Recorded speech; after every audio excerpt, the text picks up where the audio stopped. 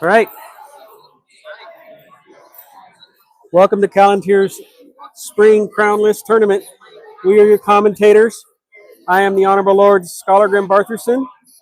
I am His Excellency Gerald Kendall, Baron of Forgotten Sea, for another week. Thanks for joining us today. I'm super excited. It's kind of a small list, but we've definitely got some really great talent in the field today. It does look like it's going to be an excellent list, and there is a fairly good chance for a brand new crown who's never sat before. Absolutely. The freshest faces on the throne has always been a good thing. Yes, I'm excited to see what this list holds. They are lining up for their procession now. Yeah. So now we're here in the barony of Lonely Tower, which is Omaha, Nebraska. Yes. Here in Calontir. So greetings, welcome to those watching around the kingdom and around the known world. So thanks for joining us today. We do have a list of the combatants today. We have Duke Robert Magnus fighting for Duchess Madge Magnus. Madge, as in magic. Yes. Then we also have Sir Roger Warwick fighting for Mistress Constance Warwick of Windermere. And then we had a couple of people that were approved to fight in Crown, but they were not joining us today. Sir Colin Gray fighting for Sir M&S, and then Sir M&S fighting for Sir Colin Gray. Yep.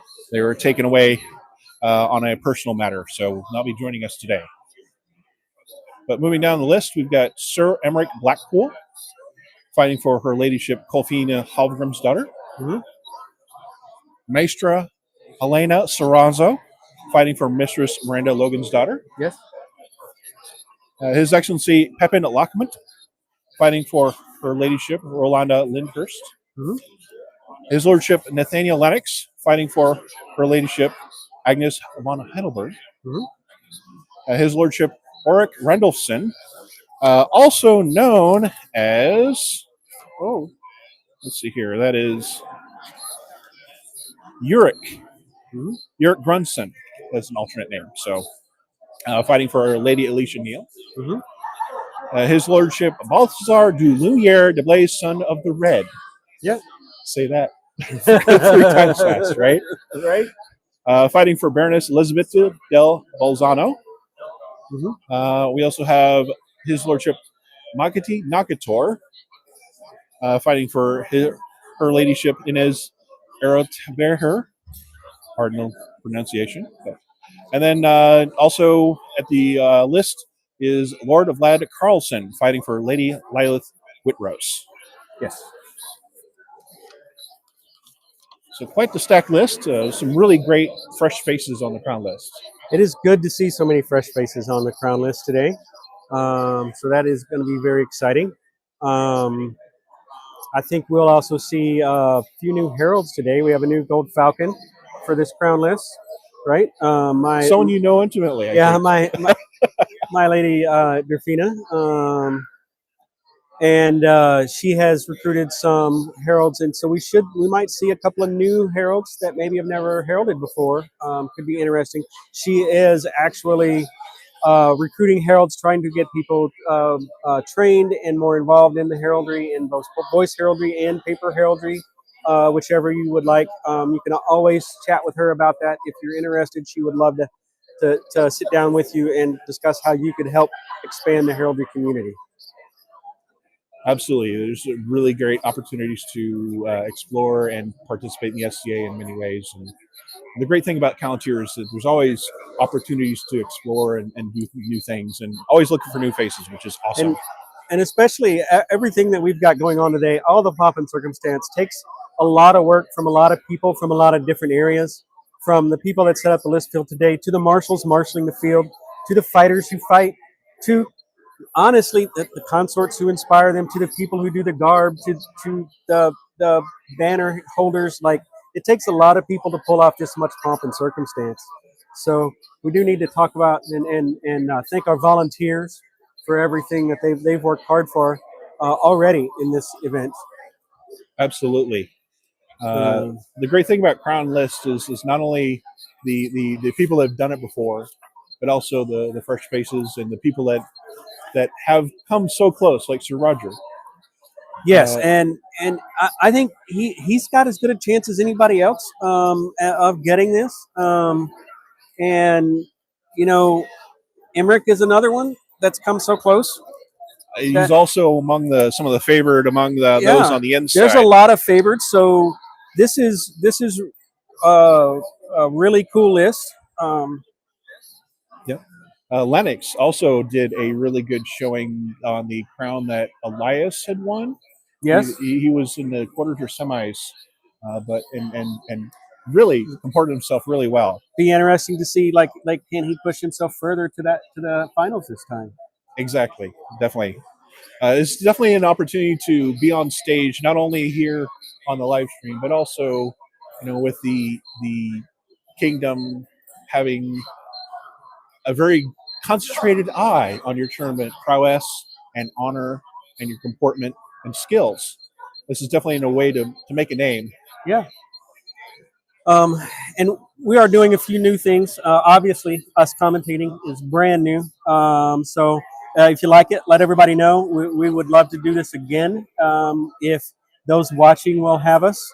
And then I do want to point out the on the right side, on the left side, you'll see the list table of the field.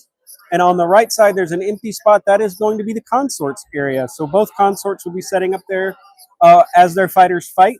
And they will have each have one person accompanying them. So that is something new that we have this tournament. Just trying to get a different feel and a better feel to the tournament.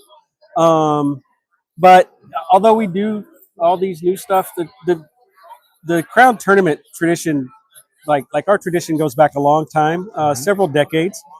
And it's truly fascinating to witness all of its evolution from its humble beginnings to the grand spectacle we see today. And so each tournament's going to add to another chapter to Calontir's vibrant story. Exactly. And so these changes are just adding just one more thing to our great Calontir history. I was thinking about that on the way up, and it just reminded that the final round, Calontir surrounds the field with the chivalry of not only the kingdom but also the known world, so that to demonstrate that the eyes are upon those who might get the crown, so that no small thing is missed just by the experience and the comportment of the chivalry of the society and the kingdom. So that is always a great tradition. I think it's sometimes a little tough to see around. Luckily, a number of them kneel so that those can see over. Yeah, and I can say we might have the best spot in the house for viewing. Also, the live stream is probably set at the best spot in the house for viewing. We are above all the spectators, and you guys should be jealous that you're gonna have the best view of the fight in this room. Boy, that's except true. for maybe the crown. Well, their majesties do have a rather, or their VIP box seating. But they as are well very they important should. people. Yes. As well they should. They've worked hard to earn it, and they've done a fantastic job. Currently, the reigning is Oren Tokison, and Lady Lyra spinning wins. This is to find who their heirs are. Yes. And this is their first reign, and they are doing a magnificent job. So I am excited to see where their reign goes before they have to step down with this next one. Yeah, it's a little short, but that sometimes happens when they change the kingdom calendar when crown this is and the coronation short reign. goes. It's short reign. This happens once in a while, so they can align it with modern calendars and modern schedules and coordinating, that balancing act with not only kingdom events but also society events like Gulf Wars and Pennsic and War of the Phoenix and it goes on. Oh, looks like His Majesty has made an appearance, surveying the room. Oh, and I do have a quick list of who is fighting buys. Is actually Eric Thrimson and Eric Tokison will be fighting buys today. Okay. So fighting buys is another great way to help out the tournament and get yourself seen.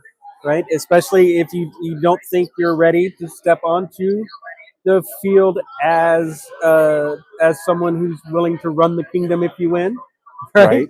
Then you can be seen just as much fighting by fights in the crown tournament. So Yeah, without the responsibility of wearing the hat if should you win. exactly. So So the by fights today are they're going to be in earnest. It's Mhm. You're going to get a crown level fight. For those who familiar. And the herald is called.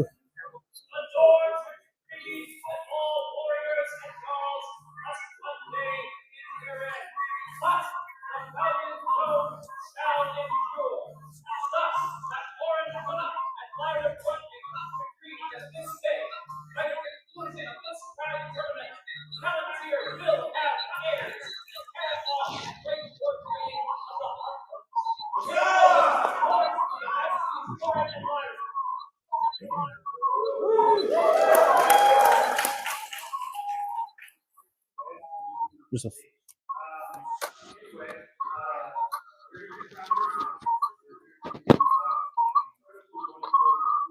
Is there a mute on this? Mute on the computer.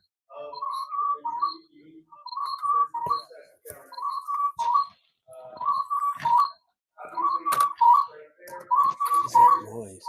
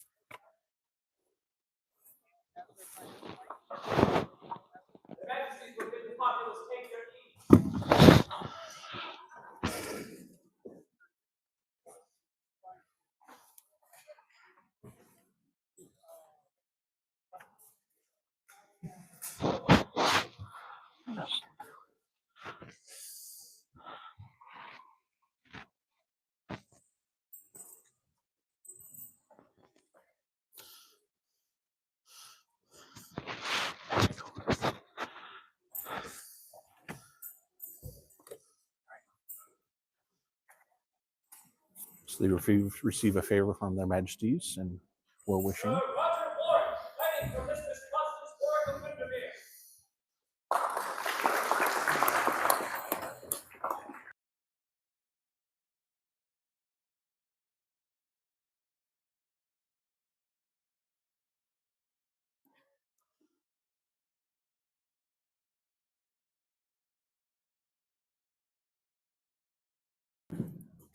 Oh, there.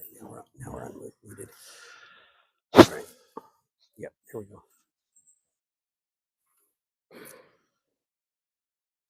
So Roger Warwick and Mistress Constance Warwick Windermere receive private conversation with their majesties, words of praise, and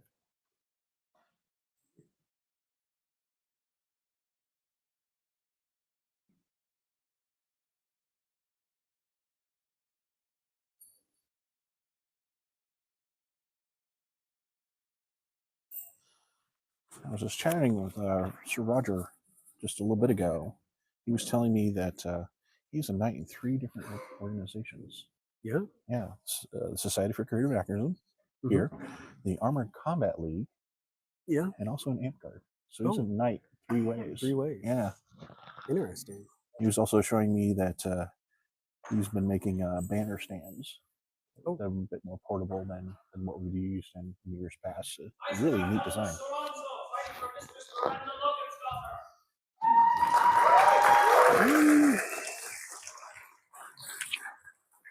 Maestra Helena Serrazo. Really amazing calligraphy and illumination work. Really Yes. does her homework.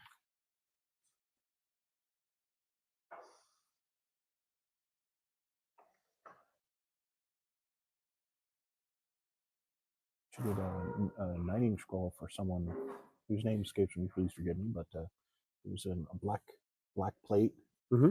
and then it was etched into it or carved into it. It's like a German Launch Connect kind of thing. Really amazing work. Really amazing. Definitely a true artist and a maestro in her own right.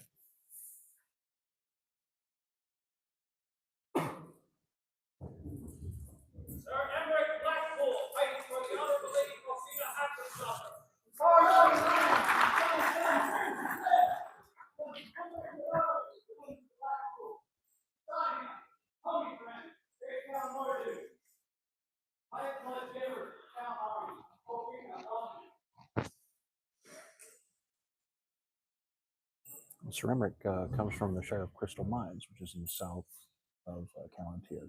Yeah.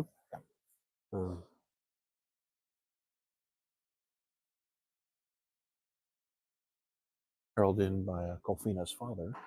Yeah. So that he's okay with him. Obviously. And Halfgrim, Kofina's father, is doing chilies in October. So I want to remind everybody that that event is coming up on the calendar. Columbus Day weekend, I think. Columbus Day weekend. Yes, at the Lily site. At the Lily site. So it's chilies because it's October. Hopefully it'll be a little cooler than the blazing sun of June.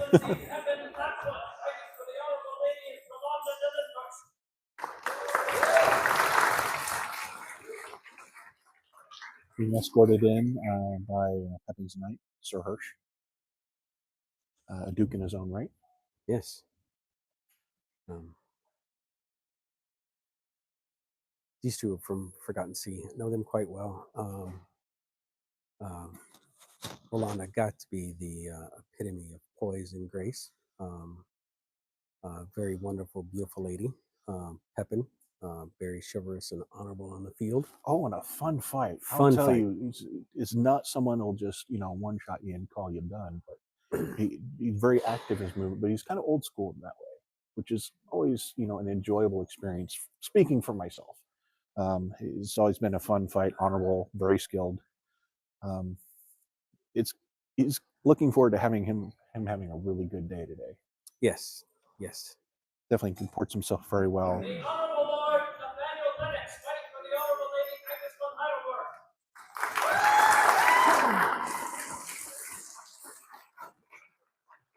Nathaniel Lennox, the current Knights Marshal of Port Dundee. But he lives a bit south. He actually lives a little closer to the Missouri state line than you'd think. Okay. But he claims Port Dundee is his home group. No, my time as Knight Marshal, I served for 3 or 4 years. It really improved my fighting, going to fight practice and fighting with everybody and training new fighters every single week. So it'll be exciting to see how he does and puts that Knight Marshal skill to work. Exactly, or his experience definitely Yeah. should pay off well.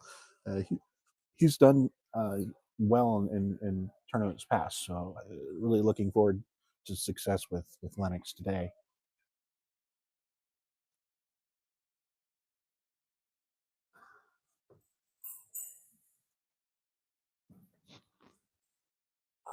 The Honorable Lord Jörg Rebelson, fighting for Lady Alicia Neal.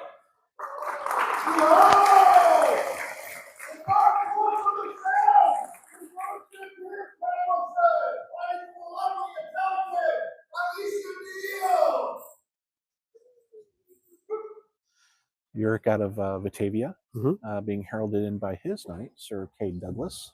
Yep.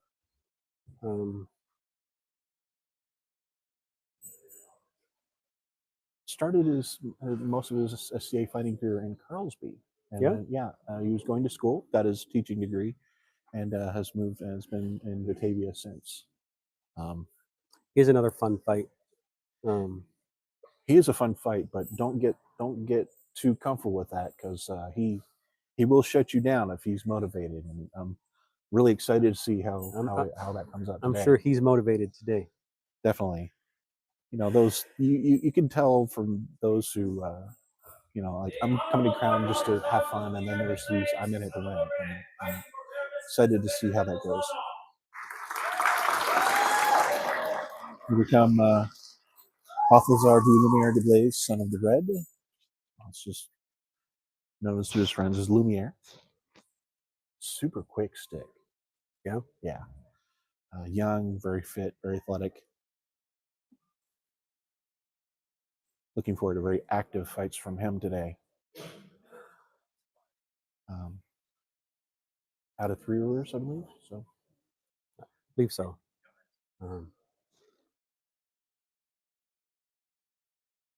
getting some words of commentary and advice and encouragement from their majesties. So that's always, and of course they're also getting, the consorts are getting a yellow rose in friendship from their majesties.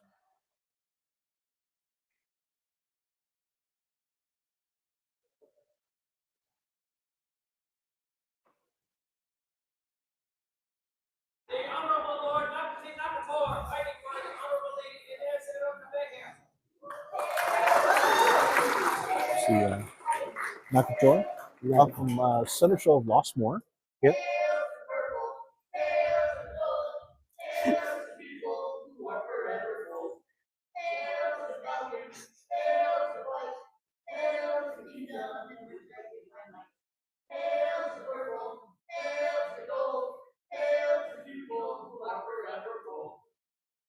Cheered on from their friends from Lossmore. That's always encouraging. And yeah.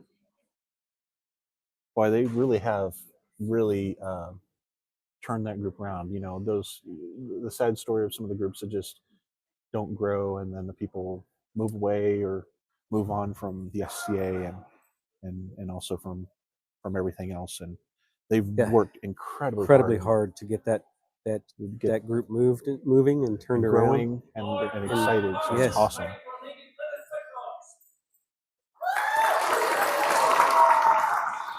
This is Vlad Carlson.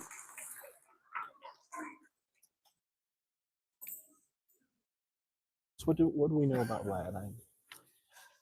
He's from here in Lonely Tower, and he had a Japanese persona, Sata Tako. I didn't practice his other name because we're not supposed to say it. He's switching names. Right. So, but those his registered name that he's changing. Yeah, he's changing it. Okay. Yes. So he is a Feardman. You mentioned earlier. He is a Feardman. So it's an AOA level award for armored fighting. Mm-hmm. So he's no slouch. None. Nope. This consort's a fighter in her own right too. So she's just not choosing to fight in the list today. Well, it is a big ask to volunteer, even as a consort. That just reminds me of the parable of the fish test, right? It's like if you you imagine everyone in Crown List goes to the same restaurant the night before, and everybody has like a salad, but you choose to have the fish, and the following day. These then are your combatants and consorts for this crown tournament.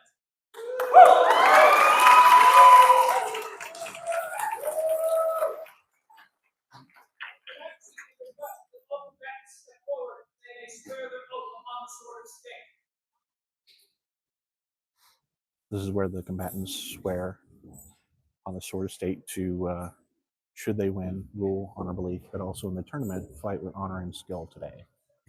And this is actually written in the Kingdom Law that they do this. So it's a tradition going back almost to the founding of the kingdom. That sounds right. So long tradition. I've fought in Calontir Crown a couple times myself, and honored to take the same oath every time I fought. Absolutely. Definitely Calontir's opportunity to demonstrate that, if should I win, I will rule with honor and skill and to the best of my ability. So yeah. And it's a big weight being crowned, so I think it's right and appropriate. Absolutely. It's are you sure? Because it's a big ask, but this is truly a volunteer position that does take a lot of energy and focus, even for the full 9 months of a reign. because you have to scroll preparations, award recommendations, make sure you have presentable garb, and all the meetings you get to go to. And it is all the behind the scenes meetings, like um, having just gone through the baronage, putting my name in the hat for baronage, and when we had a meeting in the middle of the week, uh, via meet, and they were meeting with everybody back to back, and it was all night for them. And so it's not just what you see at Yes. events. It is It's a the big work during the commitment. weeks. Yeah. Meeting with the Um, great officers, meeting with your household, making sure that all the details are ready for the event every weekend. 3 to 4 events a week, a month, 3 to 4 events a month for 9 months, and you're traveling a couple hundred miles at least. Yep. Unless you're lucky and you have one nearby your local group. So yeah, when back to the fish parable is you get into everybody has the salad and you decide to have the fish, and then the following day the story goes is that everyone else has food poisoning from the salad and you were just fine. Congratulations, Your Majesty. It might just happen to you. Commandants, do your honor to the crown of Calontir. Do honor to the one for whom you fight this day.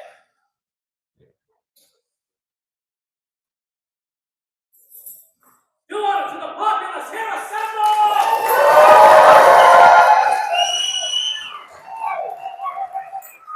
And do honor unto your most noble and worthy opponents.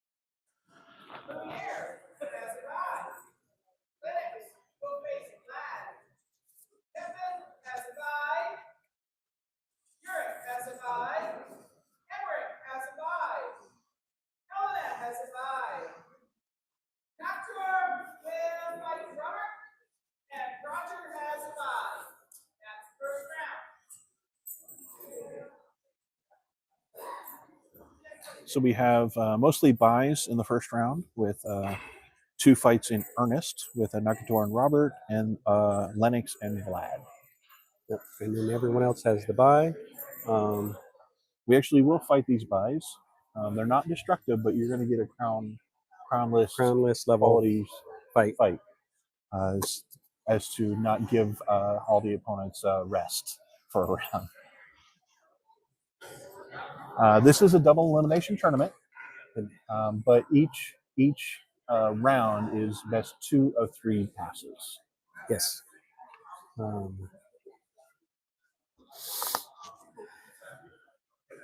Is now I remember His Majesty insisting that combatants should be able to span, if they carry shield, they should be able to span it in their arm on the longest length. Yes. Which is once when was in Kingdom Law, It but wasn't- now it is now just a recommendation. Correct. It was in Kingdom Law. That was removed by Duke Robert, I believe, and so now it's set by the Crown, and he did say that that was a convention that he was leaving this time. Orin, being a second gen, is very traditional, so it makes sense. Oh, absolutely. Yes. Yep, we're live. Wave hi to Her Majesty.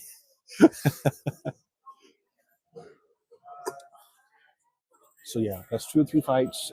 Shields, you must span them, but pretty much run what you're authorized in.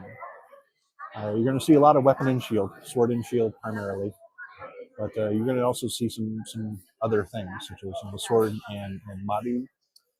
Roger likes sword and Madhu. He fought that a lot. The last crowd that I fought him in, and even Sir Robert, because he comes from another kingdom and had a longer shield. Um, it was easier for him to pick up the Madhu when he first came here to fight in Crown. So he might fight a lot with the Madhu as well as with his shield. So he'll go back and forth, I'm sure. Absolutely.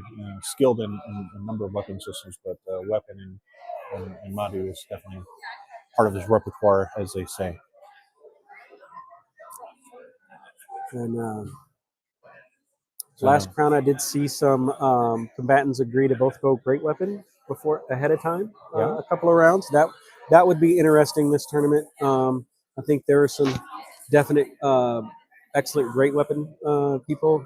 If you see York pick one up, that could be an interesting yeah, fight. he's a great Um, great sword fighter, quite skilled at that too. yeah, Um, but which is pretty common. He's being from Batavia, having the Tournament of Valor, which is a great sword 10.5 tournament. They have a and that's coming traditionally in used to be in Labor Day weekend. Now it's Memorial Day Memorial Day weekend. weekend. I was gonna say that's coming up Memorial Day weekend.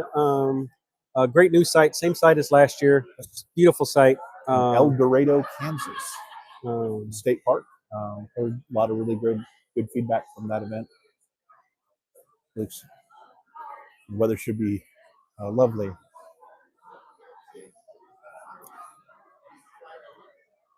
You'll see a lot of weapon and shield, I think, today, unless and not that it's a convention, but it's just culture here in Calontir, is that they tend to match each other weapon systems on the field, but it's not a given. It is not a part of any sort of rule set. It's just a common courtesy. It's like I'm going to meet you where you are, and we're going to find out who's better at this.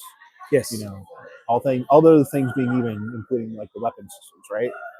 Yep.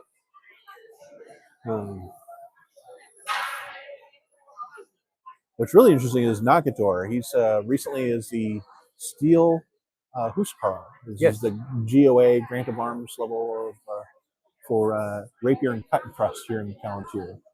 We used to call it steel fighting. Really, it's just kind of our convention.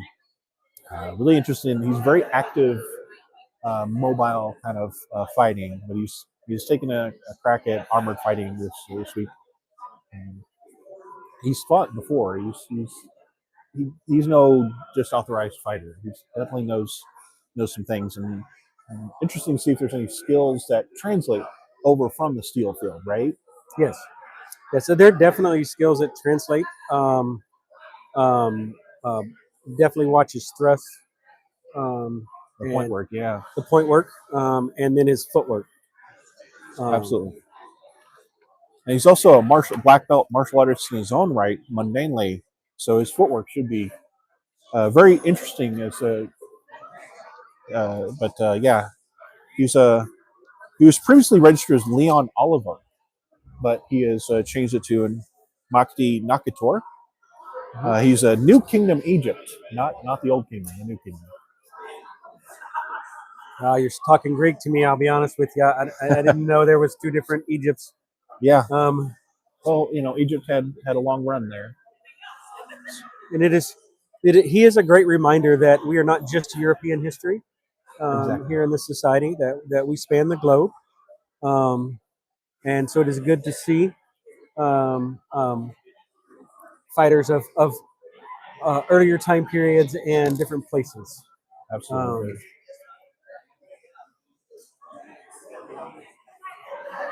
So you're getting ready for the first round with Lumiere with a bye and Lennox against Vlad and Ernest, and then Pepin has a bye.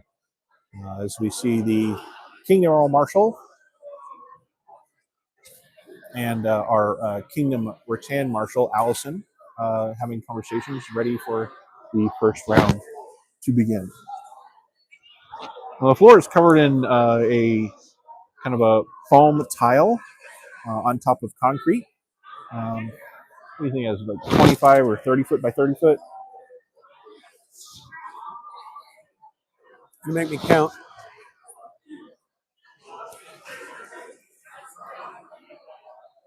So the padding's not only there for for protecting the floor, but also protecting combatants from falling on a concrete floor. So it's 28 by 28. It's 2-foot tiles, I think. So there's 14 by 14, so 28 by 28, 28 by 28. It's really a good sized field for a single one-on-one fight. Youth activities will be starting momentarily. We have flower crowns. Youth activities are starting momentarily. Tribal activities at 2 p.m. Leather bags. At 3 p.m. Table siege. We'll show those tables. Also, the food truck will be open by 11 a.m. Setting up the hour 11 a.m. start. Thank you. So a little bit of housekeeping for those here in attendance. Youth activities, some other meetings having, and also a food truck for those who need refreshments. Yeah, one of the challenges with the site was the need for food, and so they solved that with a food truck. I think that's an excellent idea. If you have to, it's always nice to have our fundraiser lunches and things and help fill coffers. But sometimes it's what you have to do, and it's Indian food, so we get something different. Oh wow! Not just burgers or hot dogs. Not or just taco burgers or truck. hot dogs or a taco truck. As a gluten-free person, I can say there's a lot of Indian food that's naturally gluten-free. So like there should be something for me to eat too, without having to worry too much. So that's another great thing about Indian food, and the food truck allows us to expand to something like that. So I think it's good. Speaking of food trucks, are the food trucks kind of scheduled for Lily's, or how's that coming? We have, not to put you on the spot. I know you're autocrat for Lily's. So. We're working through the food trucks. Maybe it should be, we should be finalizing that here soon, in the next week or two. I'm just not where I can confirm anything yet. Oh yeah. Lily's, by the way, coming up starting the first weekend in June, lasting a full week out at Smithville Lake. I am the autocrat for that. But definitely come out and check us out. And I'm sure we'll talk about that more as this goes on. I'm sure. The rest of that housekeeping announcement was the children's activities are going on all day long. There's 4 or 5 hours of children's activities here today. We have our new Kingdom Minister of Youth to thank for that, Elias. Yeah, Elias, not Helios. Not Helios, Elias. Because apparently he is Roman or Greek, and it comes from Helen, so it's Helias. And he is actually taking a belt today from Master Allen. Thank you, Master Allen Darkdale. Yes, and might I say that is an excellent match. Those two. Agreed. Their skill and enthusiasm with metalworking and yes, and not just representative, but like Elias's interest in doing medallions is, speaking for myself, is, you know, the medallions are super fantastic and the quality is really impressive. It's really come a long way in a very short amount of time. It's amazing the level of focus he's had on such a thing. So that is going to be a great relationship. And so there's a lot more going on at this event than just Crown Tournament, although the tournament is the main event. But even if you're not a fighter or don't enjoy fighting, there's plenty of reasons for you to come next time if you would like, because there's always plenty going on. And if nothing else, we're enjoying time with our family and friends. Absolutely. Catch up with friends you haven't seen in a few weeks now. We've kind of finished the winter doldrums and we're starting to wind up in the camping seasons and here in the Heartland. Speaking of camping, right, the next event next weekend is Unsung Heroes, which is a camping event, right? And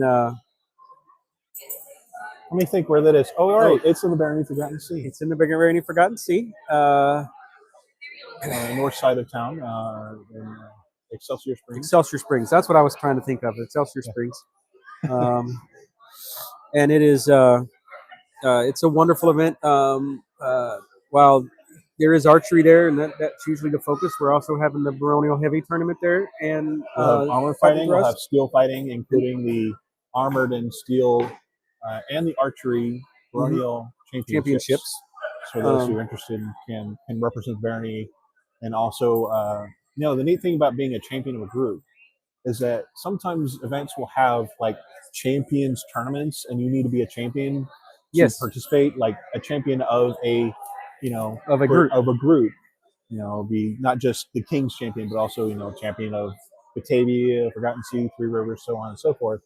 But like going to Penzic or something, or Lily's, where they have a champions battle or champions tournament, is really prestigious. It's definitely an opportunity to represent your group well. Yes. Even sometimes you might be able to sneak in and represent another groups as well as their representative. Stand in court with their excellencies, or as their champion. It's always a great privilege, really. So, and always, as we talk about these events, all of these information for all of these events that we're talking about are on the Kingdom calendar. So check it out. A lot of them have pre-registration, so you can get pre-reg for them. Calontir.org. There's pre-registration open now for Unsung Heroes. Yep. And then Lily's is now open. It's now open. That's exciting. Lily's is also looking for merchants. If you are a merchant or know a merchant, or you and your buddies want to get together and throw all your crafts together in one tent and merchant. Merchant is only an extra $25 on top of your regular fee for Lily's. So it's really, really cheap to do that if that's what you want to do. Come on out. Absolutely. Definitely very laid back atmosphere at Lily's. It is. I call it the no pressure war. Even though I'm running it, it's still not a lot of pressure. Once you get all the parts moving, they seem to go, and there's not a lot. There's a lot going on, but there's not a lot of pressure with people. There's a lot of preparation, but proper preparation is definitely preventing poor performance, as they say, right? That is correct. And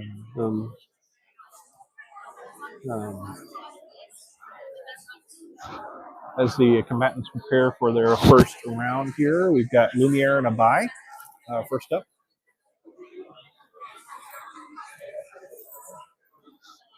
I don't know where His Majesty got off to. I'm sure we're not going to start before he's out mingling with the back. combatants and consorts. Oh, he just walked in the back door. There we go. So I would think we would be starting soon, as His Majesty's making his way back to the stage. 10:37 Central. Hopefully, we'll be starting sometime soon. Yep. We've had some combatants go outside and do some pickups and warm-up fights to kind of get loosened up and get ready, get their head in the headspace to perform their best today.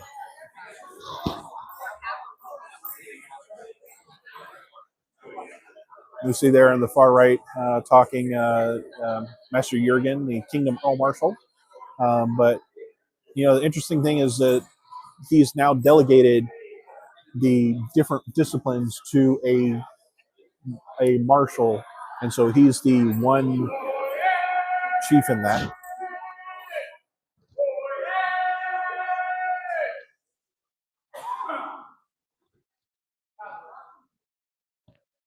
For those who are partakers of tobacco, please partake past the door on that side of the troll. So not the front door, back door. There's the place where you may put the remainder of your tobacco. Thank you. A little bit of an announcement regarding those who partake in the tobacco burning and inhaling of such things. The designated area for such.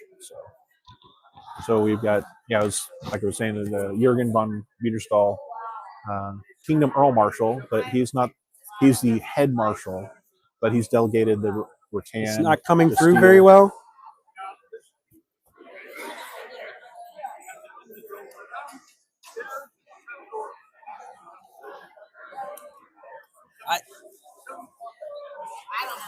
I don't know what to do. We need to get Allison up here. Audio a little low, or I don't know.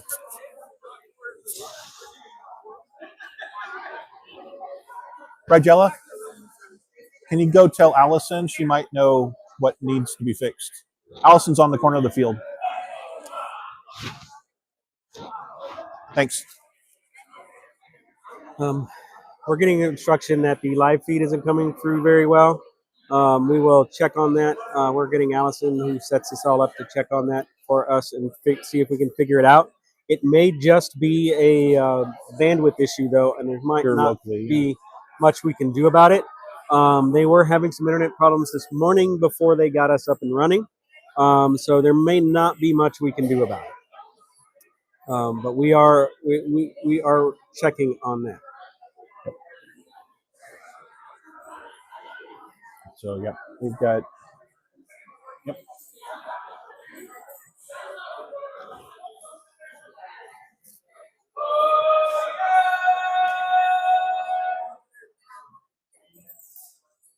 For the first round of the Crown Tournament, come now to the field. The Honorable Lord, Balthazar, the Lumiere, place out the red, fighting for Baroness Elizabeth of Bolzano in a high fight. Arming shall be the Honorable Lennox or the Honorable Lady Agnes von Heidelberg, fighting Lord Matt Carlson or Lady Lilith Windrose. Preparing to arm, His Excellency Kevin Lockman fighting for the Honorable Lady Rolanda de Lindhurst in a fine fight. Your fathers remember the honors previously given. Salute your new opponent and heed the words of the marshals. So we have Lumiere doing a by fight against Eric Twikison, His Majesty's brother. This is not a destructive buy. This is a. It is not a fight in earnest, but it is still very much a fight in Crown. Both of them branching thrusting tips.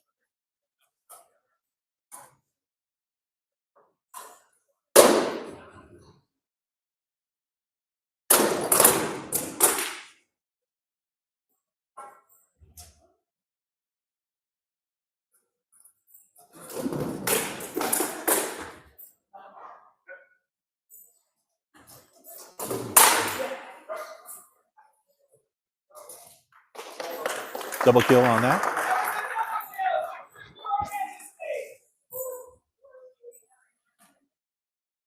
It's just a little joke in Inside Kingdom that all by fight or all double kills, Her Majesty wins that fight. Yes.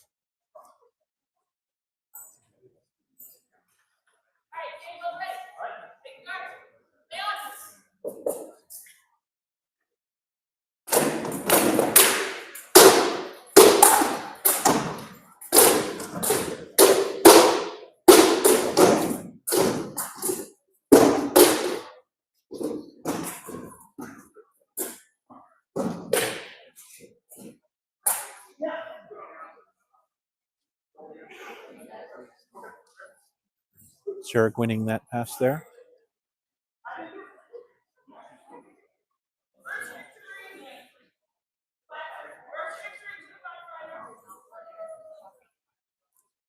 And again, these are not destructive, so Lumiere doesn't get thrown into the lower bracket just for not winning the passes here. So we're asking us to kill the video in video.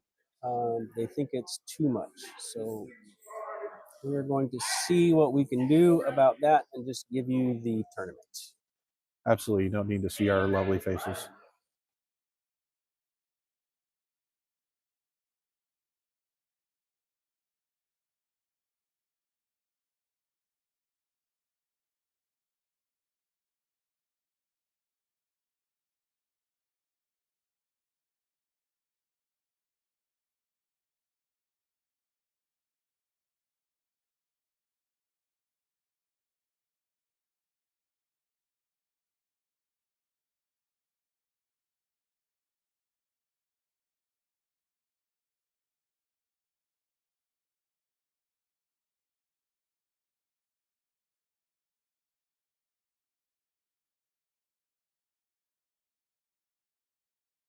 The by fighter winning the third pass there.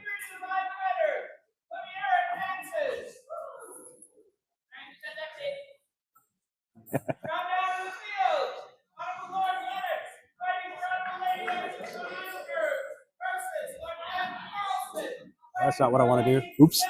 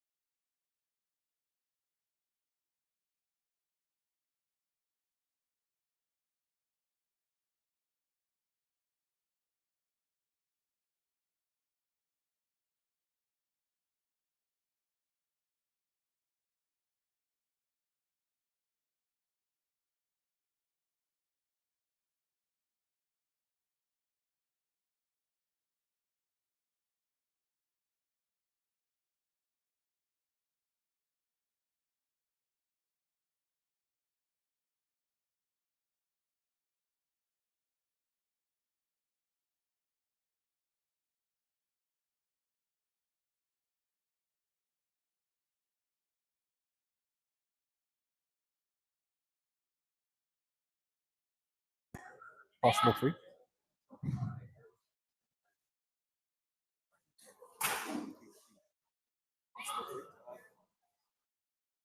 Oh, that got sound. We got sound? Yep, great. We got sound now. I can hear it in my phone on that side. That got sound. Roger that. Yep. Got sound. I can hear it in my phone. Lad wins second of 3 passes and advances in the winner's bracket. Yes. So Lennox is relegated to the lower bracket.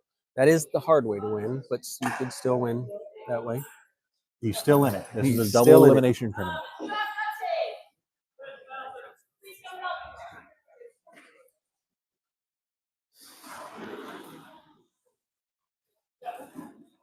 Looks like some minor updates to the tournament field to keep the tiles from popping up. Yep. I always love the what they say about duct tape. It's like the Star Wars Force, right? Yes. It has a light side, a dark side, and it binds the universe together. Yeah.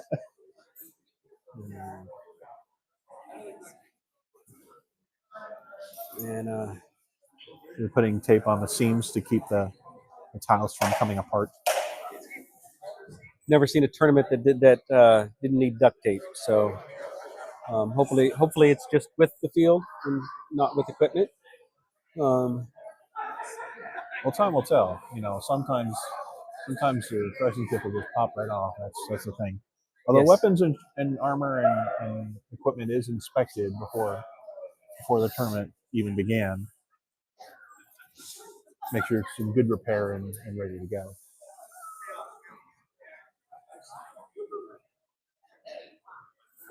I know the Toys for Tots tournament, they just automatically just lay down the tape on all the tournament fields. Yes.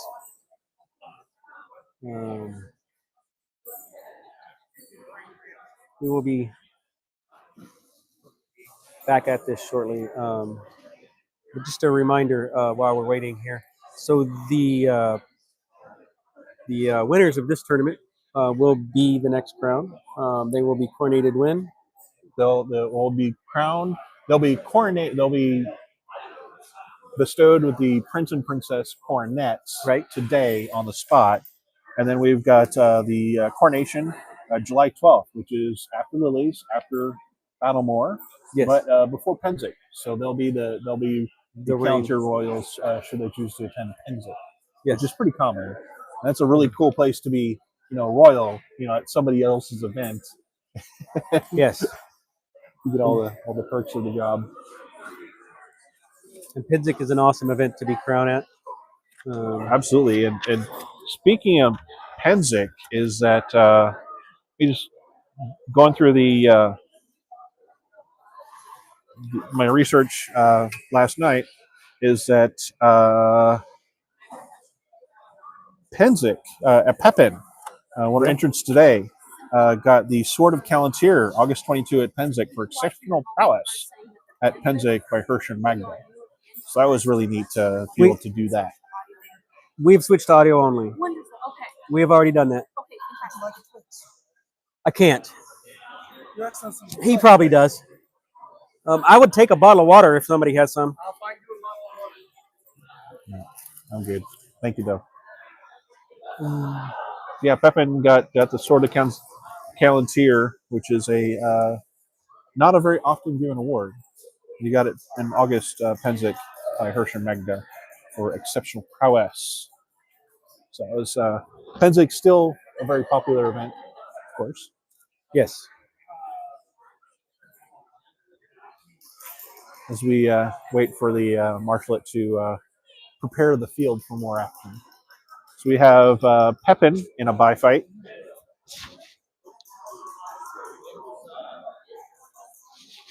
We're working on it.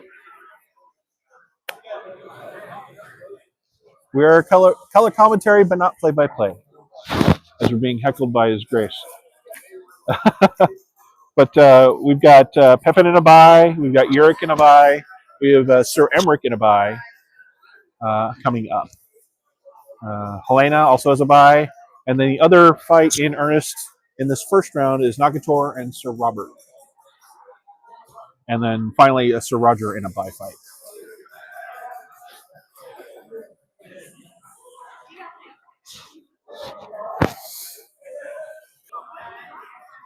As we wait for the field to be properly prepared for the rest of today's tournament.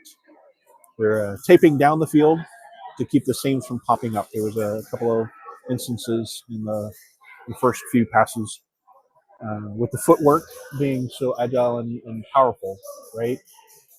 Yes. That's the one thing about the foam, the lightweight foam floor pieces, is they do kind of come apart, especially when they get older, right? Yep. But it is needed for safety of the fighters on the concrete and to protect the concrete. You know.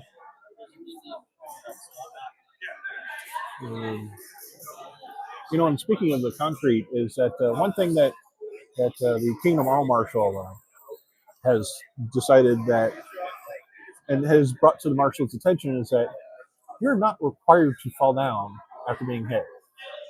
It's not in the handbooks anywhere, and that a proper acknowledgement is acceptable, but you do not have to fall down. It's an effort to reduce the risk of concussion after falling down on ground. Like, why? As a fighter that's getting older, I appreciate that. Absolutely. So the foam floors and the interest in keeping our hobby safe as possible. You know? Yes. I mean, we are still swinging sticks at each other. But at the end of the day, I want to go sit down and have a meal with my friend, not see him at the hospital because something broke, or be seen at the hospital because something broke on me. Absolutely.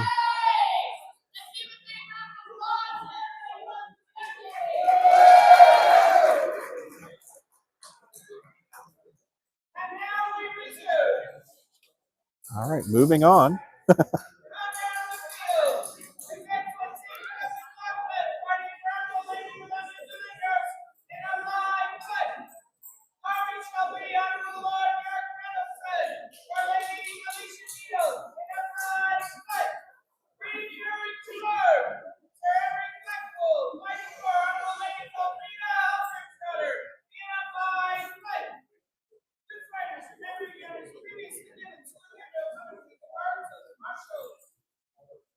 So we have Pepin fighting a bye fight. That's Eric Thurmson out of Crescent Moon, which is the Topeka, Kansas group. Yep, and he is a lefty, so this should be definitely an interesting fight. Absolutely. Eric's been doing SCA for a long. He was around when I started. And you can 30 see years ago, Pepin's already brought his shield over to protect his right side. quick, crisp offside shots by Pepin.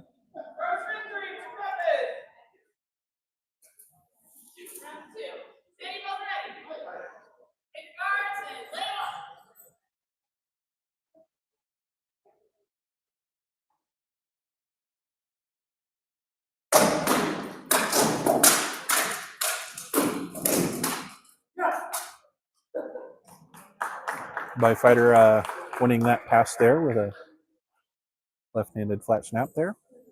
Quick inspection of Pepin's half garment, just making sure The bell on the or gauntlet, the cup basket.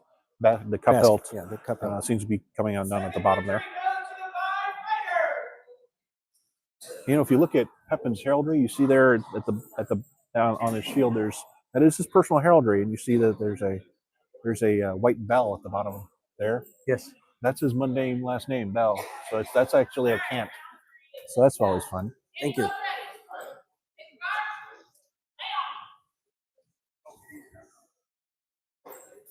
So 1-1. We'll see how we do.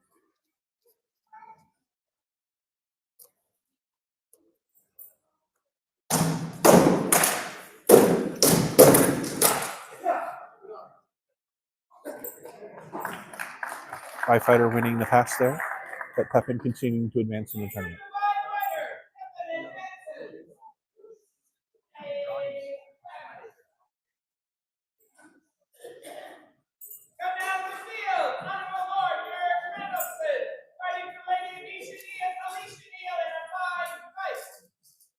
You see there,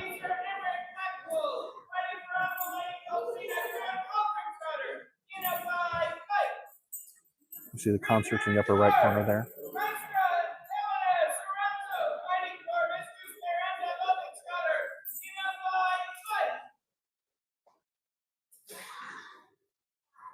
Eric doing a by fight here with Sir Eric Tokison. And what they're doing is they're pointing their weapons at him, pointing and letting him know, I have a thrusting tip on my weapon, just as a courtesy, not as a surprise.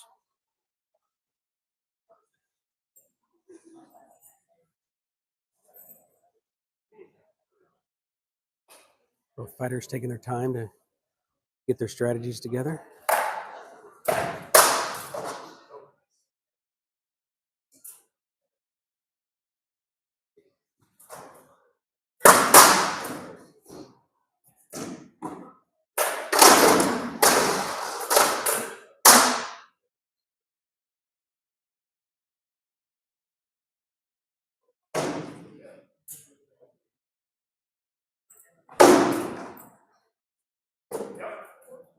Oh, a nice thrust to the belly there.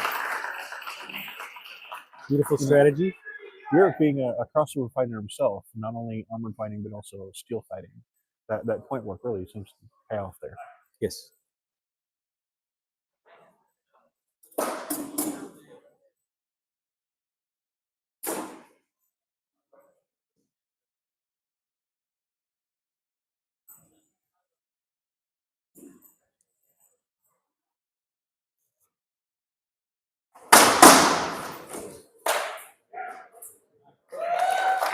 Good shot to the head, offside. Eric continues on. As his consort greets him in the waiting area.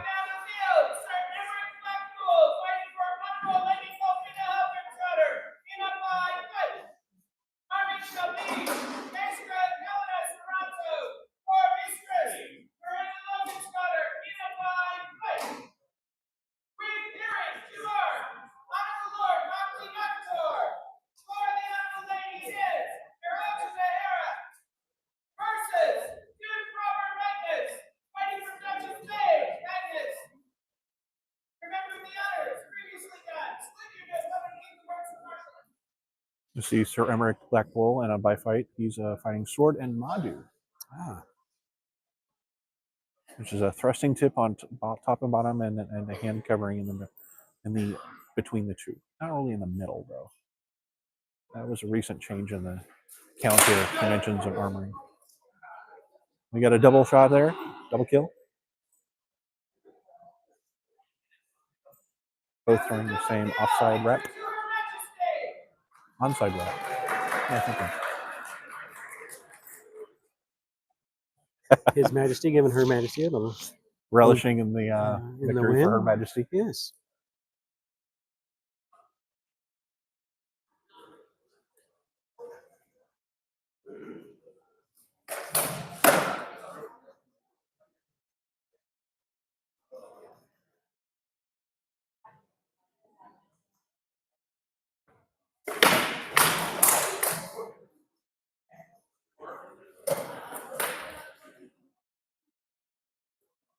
So Emmerich fighting with one arm as he's been struck on the arm, but still viable to continue fighting.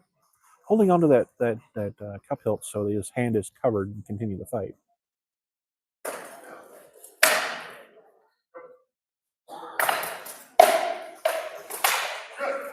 There it is. There it is. After a flurry of attacks, Eric pierced through. Quick inspection of his thrusting tip, making sure the tape is not disconnected.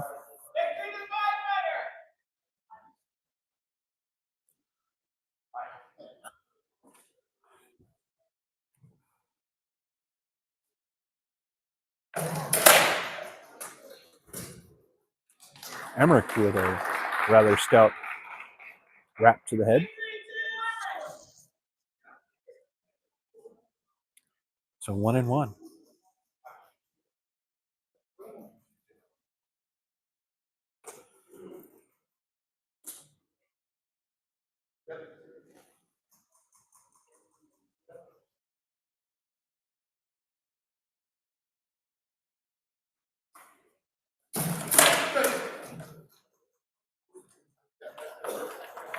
Eric was first and fast.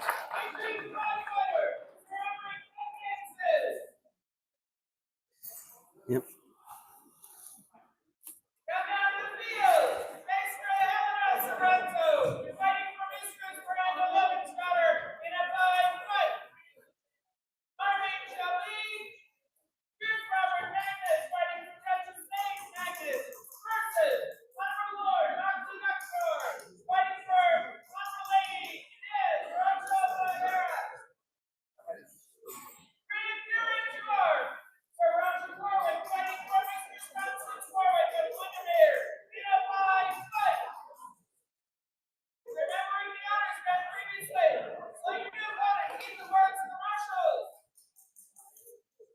So we have Maestra Helena in a bye fight, fighting His Majesty's brother, Eric Tokison.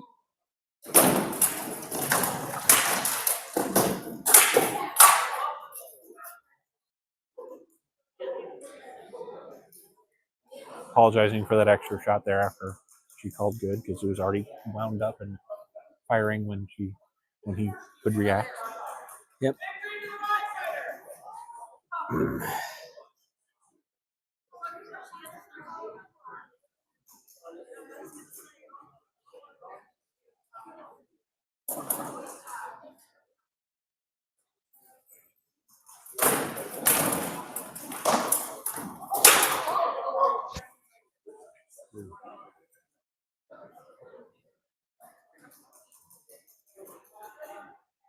So back in the corner, they're going to reset the fight or have a little discussion. Yep. They're discussing Centering up a little bit.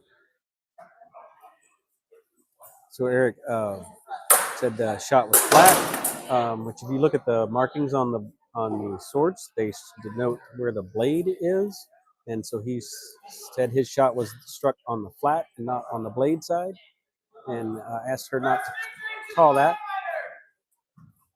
but he did get that time.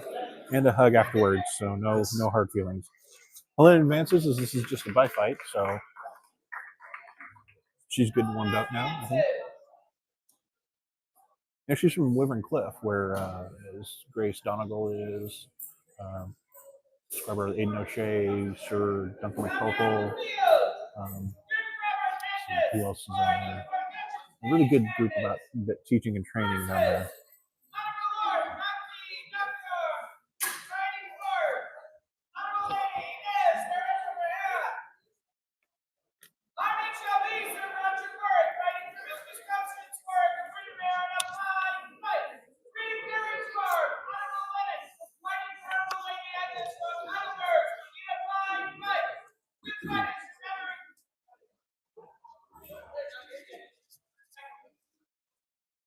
All right, so we have Nakator here fighting a sword and a short spear.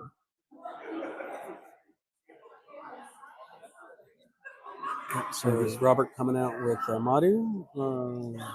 Sword Good and question. dagger? Heading out with like. her face.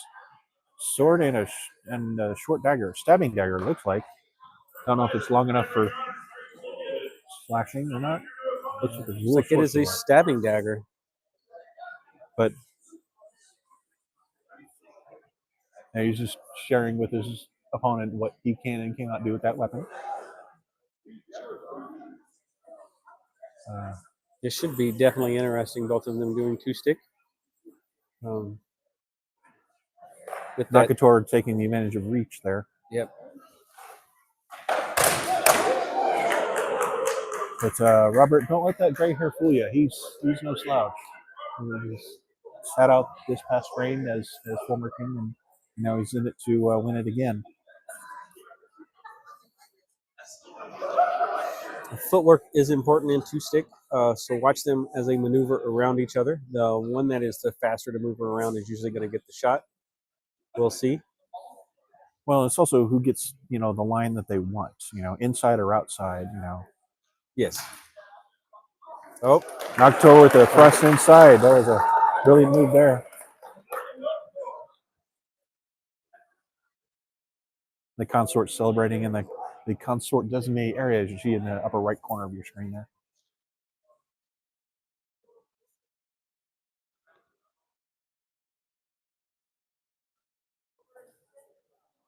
And this is in earnest, so this means something.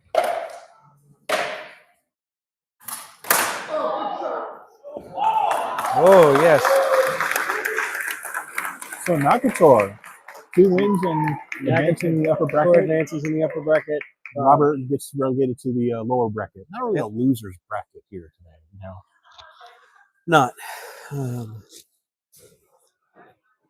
So we have Roger with a bye, and going into the second round, we have Lennox with a bye coming up. And then Harold should give us an idea of what's coming up next.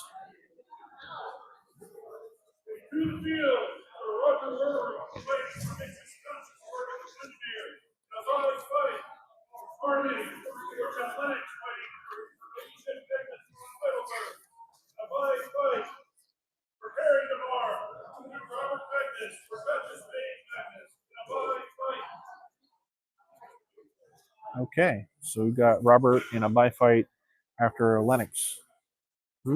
So, and another bye fight. So, a lot of bye fights early in this tournament field because we've got basically 10 combatants.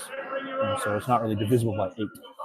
It's interesting. I know this is a bye fight, but this bye fighter fought Emmerich with Sword and Madhu, and now he's fighting Roger with Sword and Madhu. Yeah, Who has Sword and Madhu? Eric is, he's been authorized for over 30 years.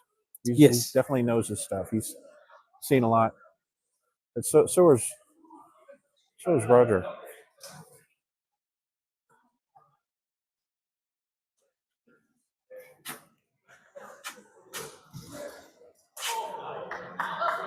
Yep. Roger keeping his distance, trying to do the perfect shot with that Madhu.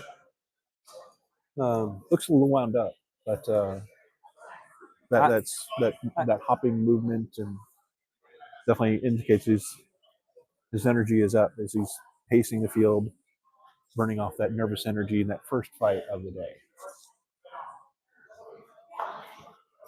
That's the good thing about bye fights is you can kind of knock off that rush that you get for waking up and not having your coffee. Giving a courtesy of making sure he's prepared before he continues the fight. Thrust to the face. And perfect. Handled the bye fight in short order. Roger looks good. He definitely looks motivated. Yes, and he landed both of the killing thrusts with the Madhu perfectly. And even the one that legged, he's not wasting any energy on any shots. Exactly. Yeah, he's not wasting time or movement.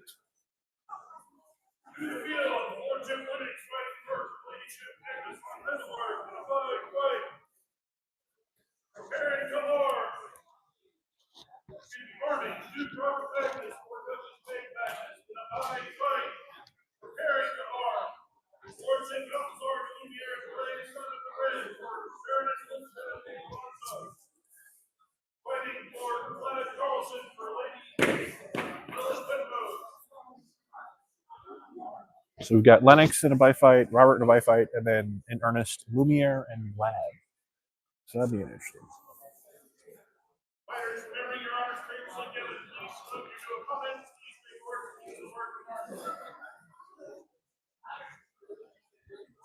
So again, this is not a destructive bye fight. This is in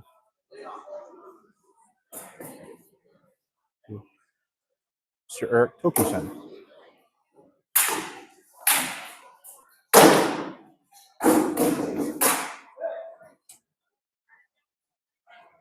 By fighter getting the best of it. It's interesting to see the two different shield styles go against each other. The center grip oval versus the strapped kite. Both have their advantages and disadvantages. And it's just a Oh wow, beautiful slap nice shot right through the eye slot there. Yeah. So I don't know that one has an advantage over the other as far as their shield styles go, but yeah, they have their preferences, personal right? preferences. And what yes, you've been trained in and what you like and what feels good. Now, Lennox's knight, Graf Volkmar, is really, you could definitely see the influence of that. By fighter winning that third pass there as Lennox advances in the trees.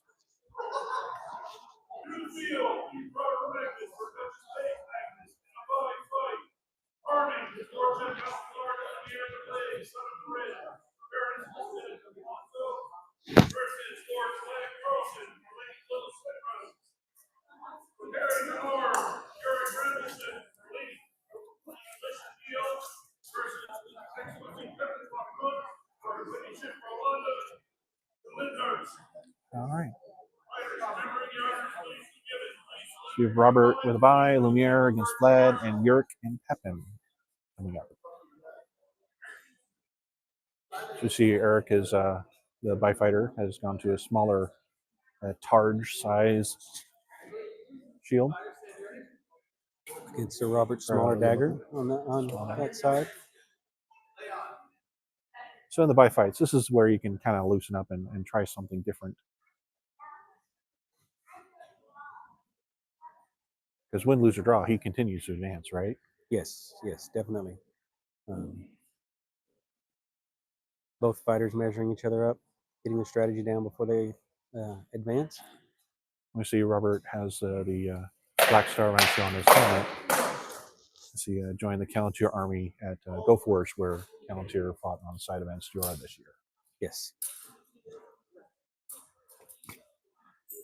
And so Eric is changing hands as the arm has been struck.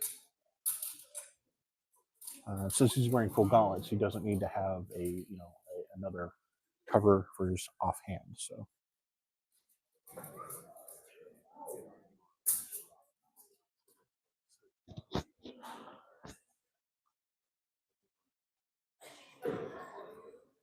if that was actually a weapon, we actually struck him.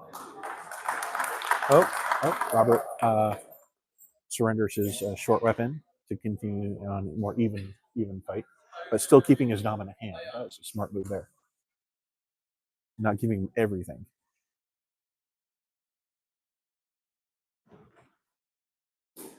Eric doing the tiger tail type of approach there.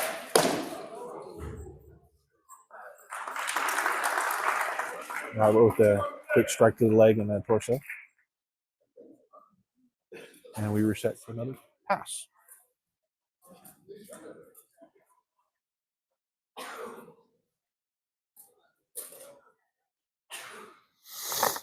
So it's not a target, it's just a straight up buckler with a handle in the middle there.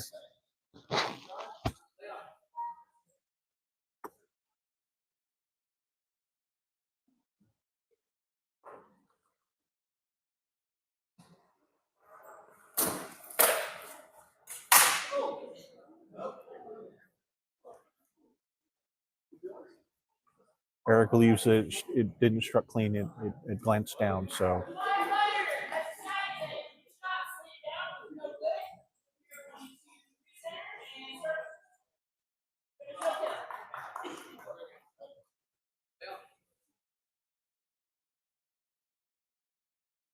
where communication on the field is important, and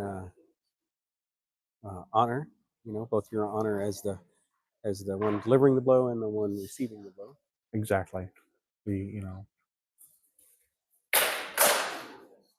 I insist you don't take that. That's it.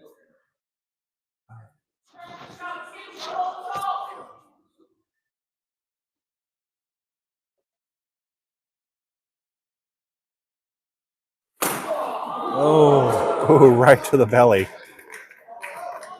But Eric's the rubber shot to Eric's helmet.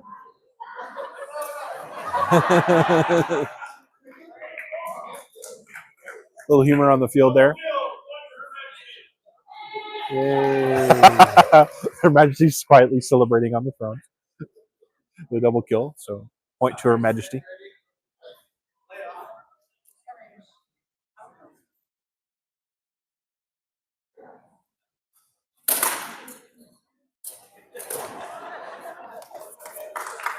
His Grace Robert agreeing that shot was good.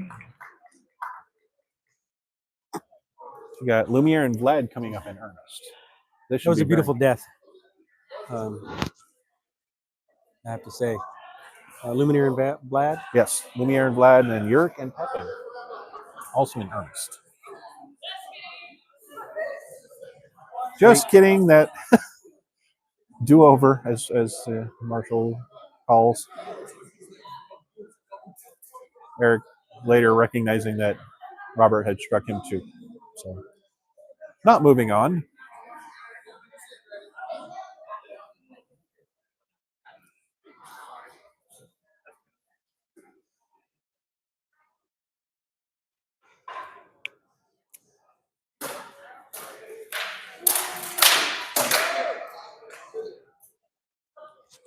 Okay, are we sure now? Fighters discuss. Check with the marshals. Robert's discussing his shot on Eric.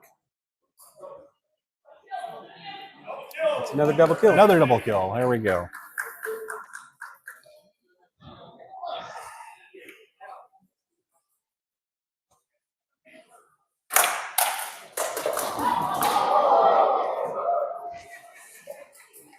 Robert bagging Eric into the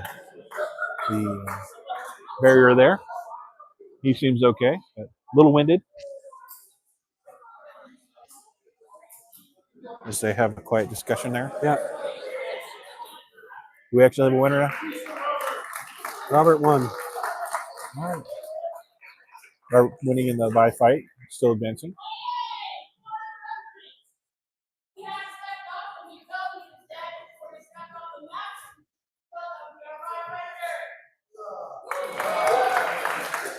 So the Earl, the Kingdom Rattan Marshal, saying Eric was struck before he stepped off the mat. Yes.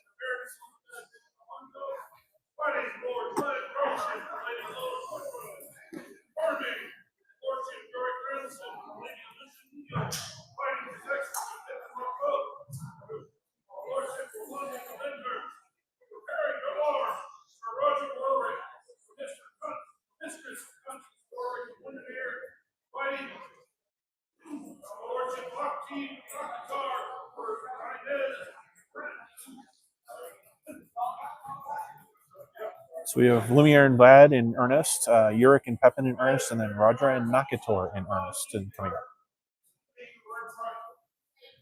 And these are best 2 of 3 passes. You see more than one because they're striking each other in a double kill. So.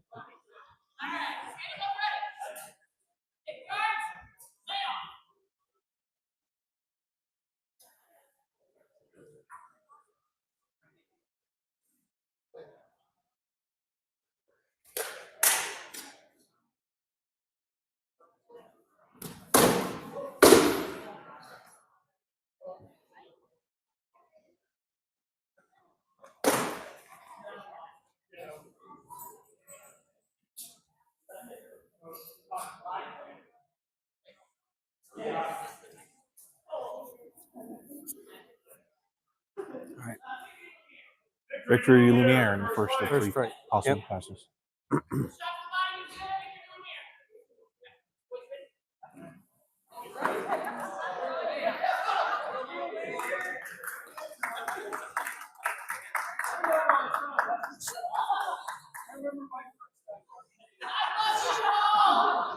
little bit of heckling from the peanut gallery to the Kingdom Rattan Marshal.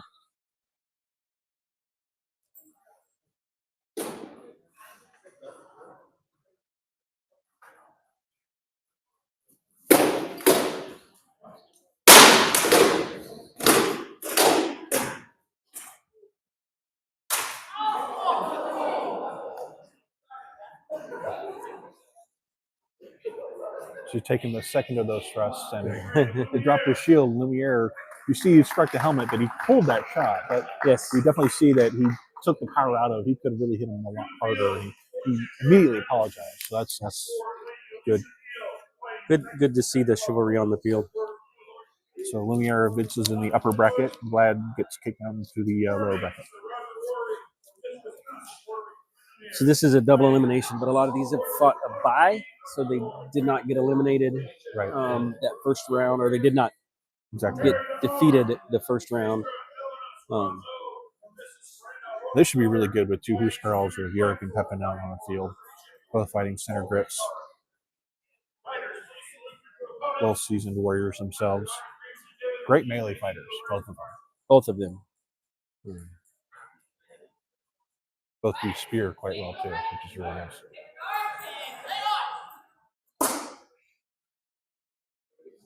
Definitely intensity here.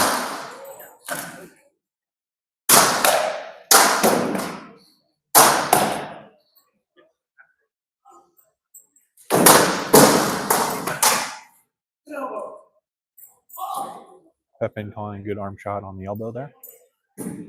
Set the big oval shield down. He's going to grab A basket. a basket on a 6 or 12-inch stick of rattan to cover his half gauntleted hand, so all his fingers are covered.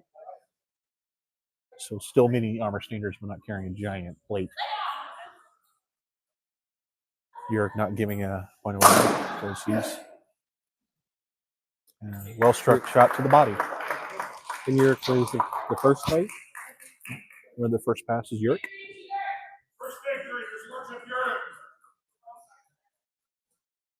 New Sir Roger and Nakator up next. That should be another good fight.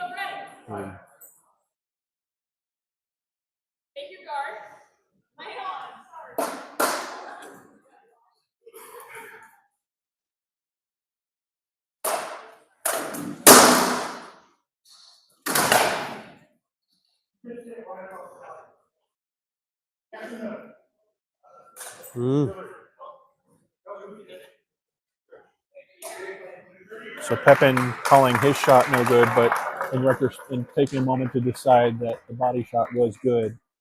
That's important sometimes, especially in Crown. Having fought it, I can tell you the adrenaline is high, and sometimes the initial impact, you don't feel it for 10 or 15 seconds. And I think that's what we saw with Pepin, and then he was even then doing the honorable thing. Exactly. Well, even then, it looked like the human reaction is 3/4 of a second. So with the blood pumping and all that, yeah, you're right. It takes a moment to register some of those things. Yep. Even on an unarmored part, because the muscles are so tight around the torso, right? So here we've got sword and spear versus sword and Madhu. Madhu should be a good fight. Yeah, Madhu is an interesting weapon on the field. There is recreating a Mongolian whalebone, where it's pointed at the top and bottom, as I recall. And both the spear and the Madhu are going to be good at range pokies, and so they'll both stay at range until they find their shots. Nakato being a little taller might have just a little bit more of a range of reach, but Roger is not playing around. He is precise. He's with done that this Madhu. before. He's got great point work on it with it. He's not. He knows what he's facing. And he takes that shot to the helmet. Good job. Flat snap to the helmet. A little discussion with the Kingdom Rattan Marshal there.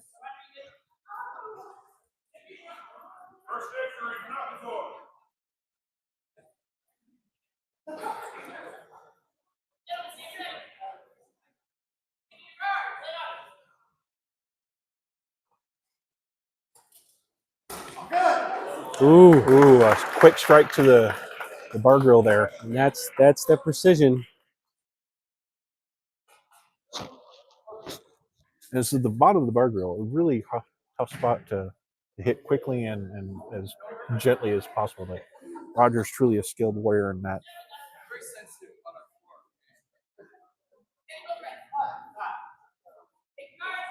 Definitely more defensive in his approach that second time. He's also being very cautious now. Cautious of that reach. And the speed. Oh, we'll glance off the shoulder there. Knocker calling a shot to the arm is good. Knocker had a half gauntlet or a demi gauntlet, as some people call it, not covering the fingers. So he's getting that needs to basket cover as the well. basket tilt there. And continuing with just the spear. An interesting choice there. Instead of taking a single sword, he's just fighting with the spear at the offhand. And this is in earnest. There it is. And Roger making no qualms about wanting to advance there. Roger advances in the upper bracket. Nakator in the lower bracket.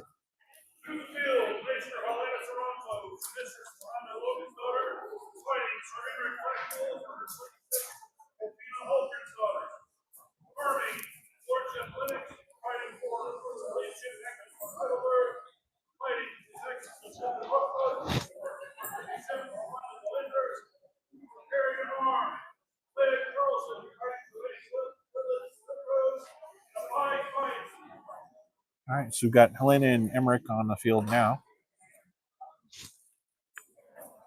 Should be another good fight.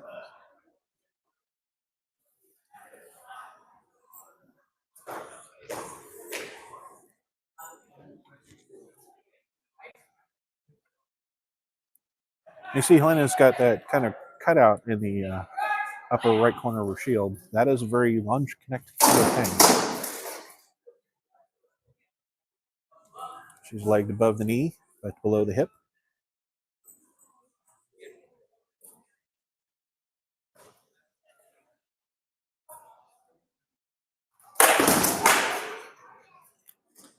Emmerich with the wrap shot there to the helmet.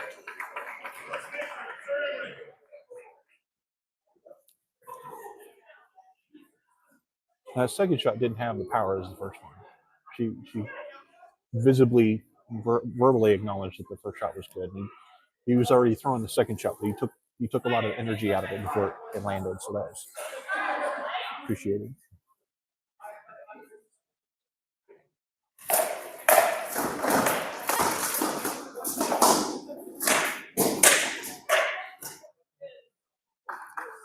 Some great exchange from both fighters.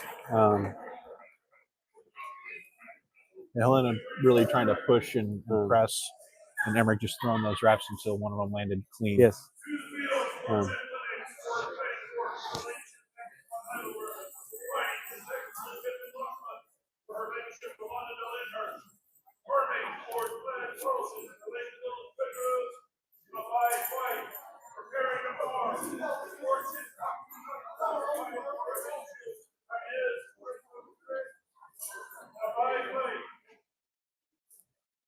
All right, so we have Lennox and Pepin, and Robert and Noctor, and another fight later. So they both lost once already, right? Who? They both lost once. So Pepin fought Uric and was relegated, and Lennox fought.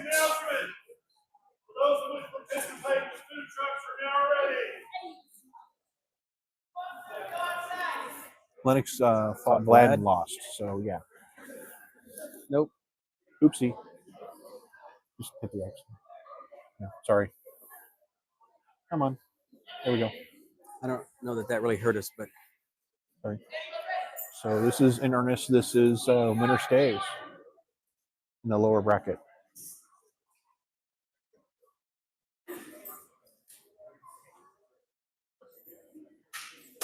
There's a definite elimination fight.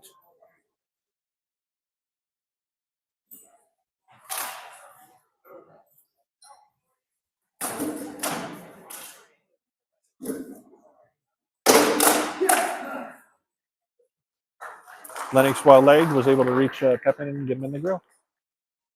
So winner Good Lennox exchange. and 1-0. The Honorable Lord Lennox.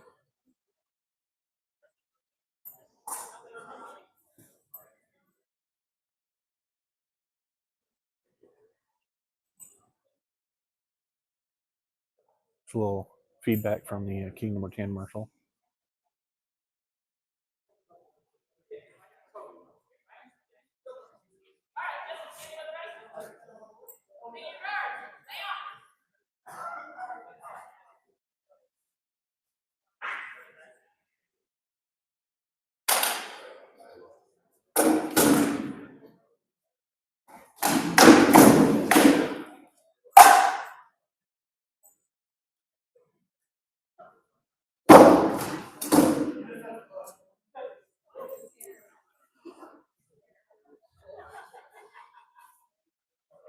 That is a big shield to get around, and that Yes. definitely blocked the leg shot just enough.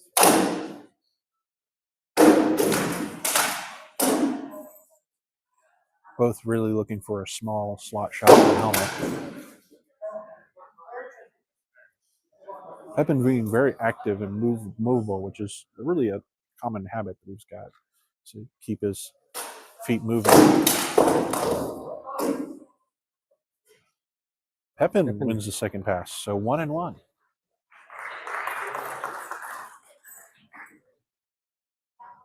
Victory to Eric Pepin Lockwood. This is where skill and honor really kind of come to the foreplay. This is going to decide who stays and who advances, who goes, and who sits down. Oh,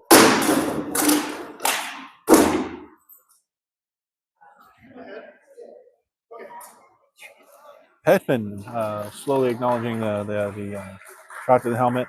Again, with the reaction time and all the blood pumping. Honorable Lord Lennox.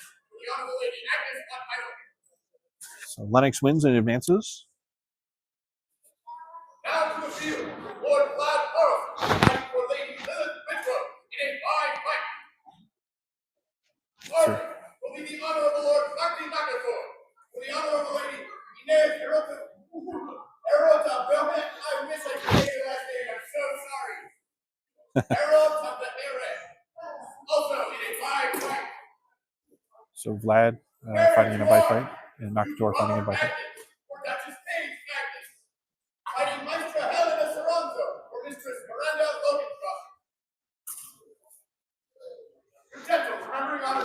Robert Magnus fighting in an upcoming fight.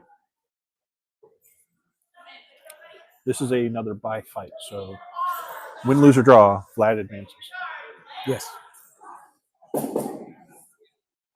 Should be another great exchange, though. He's really shown really well in the first two passes opponents he's had so far. So. Eric's coming at him with intensity. We put Lennox in the lower bracket.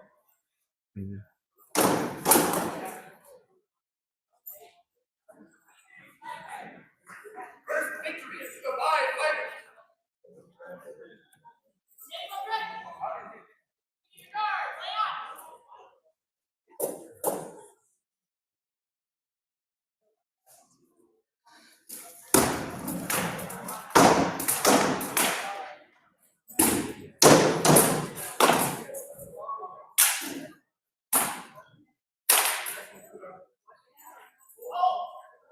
Hold call. Let's have a little discussion on what happened there.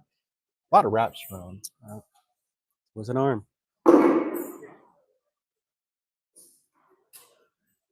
So Vlad's sword arm is taken, so he's switching hands.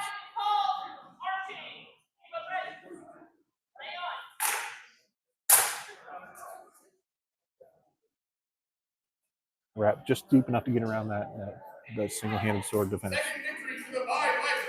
Lord Vlad will advance.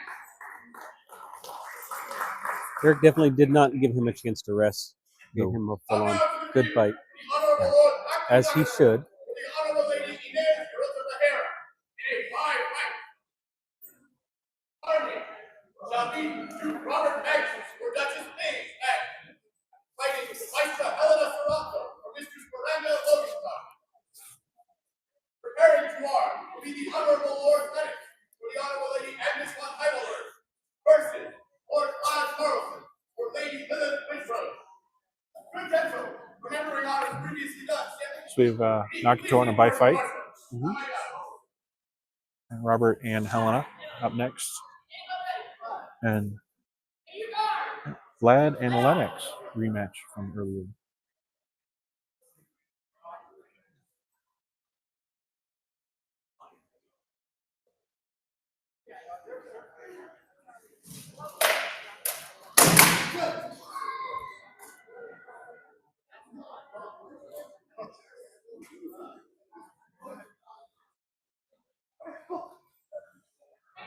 Eric's saying that he got struck in the gauntlet, so not on his arm.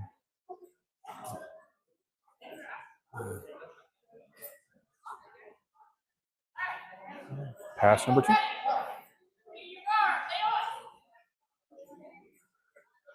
So definitely have that larger round shield.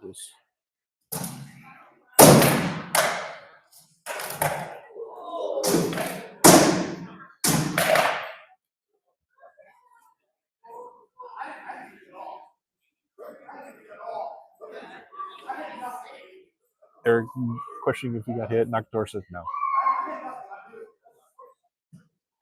He was just throwing. Catching enough on the shield there.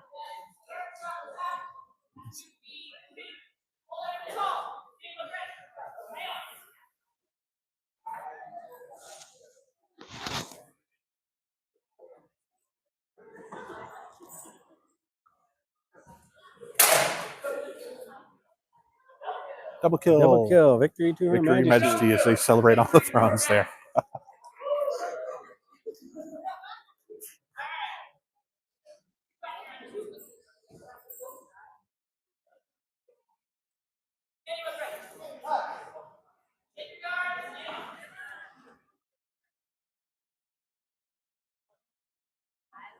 And for those who just joined us, this is Calontir's Springtown Tournament.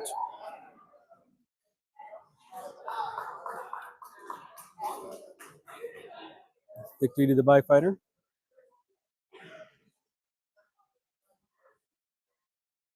Inspecting the floor, see if there's something that's come off the armor.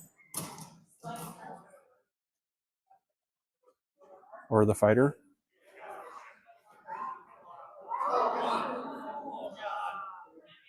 Victory to the bye fighter, the Honorable Lord Nakator will advance. That might be a tooth. That's a little surprising. I don't know if that's a tooth. I don't know what it is, though. Piercing? Piercing, maybe? Didn't know if he had any. I didn't think he did.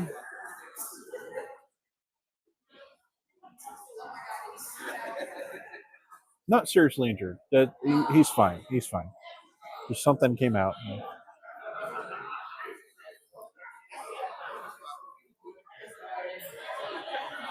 Contact?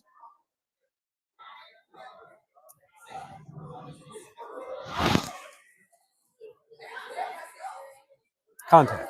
He's putting it in his eye now. Oh, contact. Contact. It's contact, not his tooth. It's not contact. a piercing. It's contact came out. Contact. He's spitting on it to get it wet again. Ah, right. I don't have glasses, so I always forget. Thank you. Maestra Helena Serato, Mrs. Miranda Lodenbrock. Arming shall be the Honorable Lord Lennox for the Honorable Lady Agnes von Heidelberg versus Lord Clive Carlson for Lady Lilith Wingrove. And that is all of the cards I have at the moment. So you have Robert and Helena in earnest, and Lennox and Vlad in earnest. And then once we decide these two fights, it should determine the rest of the trees. And this is winner advances? Yeah. On this one? Yeah, because Nakator put Robert in the lower bracket, and Helena, Emmerich took care of him sent to the lower bracket. Yes. So again, winner stays in the tournament. This is a stay.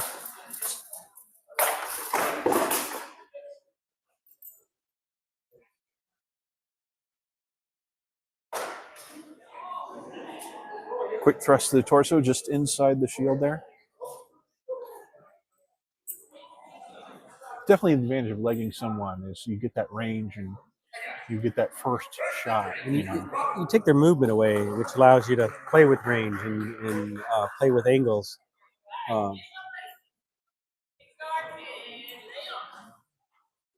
so Robert 1-0 and Helena looking to rally.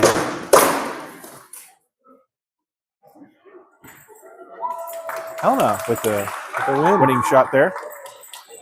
Robert Magnus accepting the shot is good. So 1-1.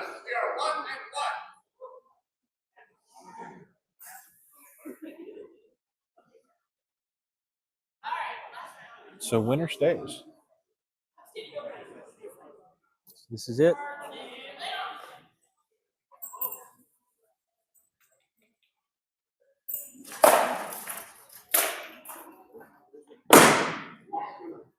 All right. Quick discussion.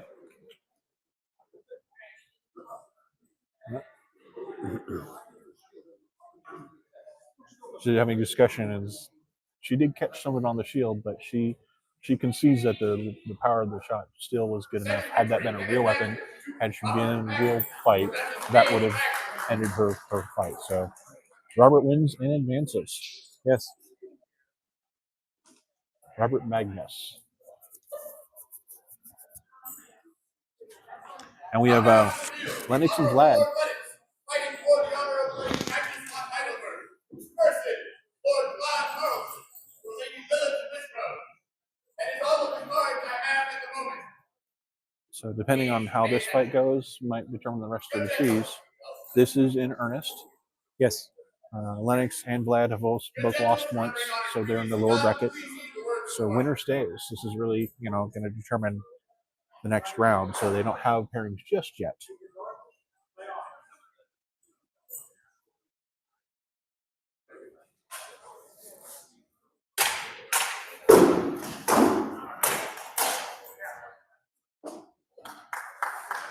Lennox with a good offside there. Lennox wins the first of 3 possible passes. But Vlad's really surprising. He's done really well today. Yes. Yes. Great showing. Nice. It's a quick thrust to the face. That's a 1-1. So winner advances again.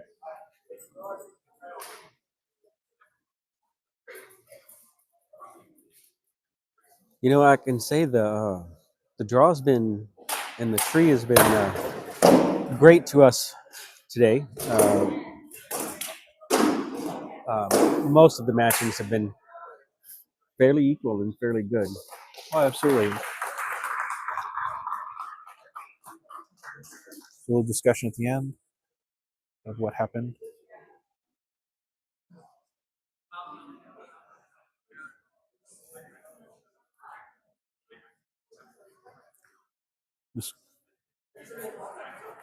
So Vlad wins and advances. That's a good thing about this whole, best of 3 passes kind of thing. It's not just the one fight and a lucky shot advancing in such an important turn. Yes, it definitely it shows who's got skill and endurance, especially if you're end up with 3 fights each round. Not to count all the double kills, that'll tire you out faster than anything, right? Oh, this is a repairing. Yeah, Lennox. No, we've got Nakator and Robert.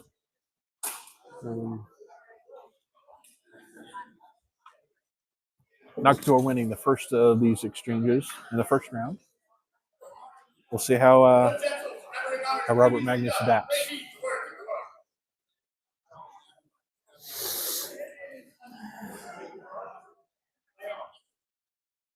In the gallery is Nakator's knight, Sir John Boyer.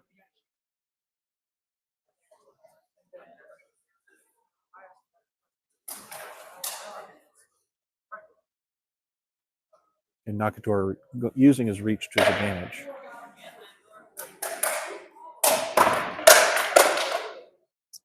He learned from the last exchange. Yeah, leg him.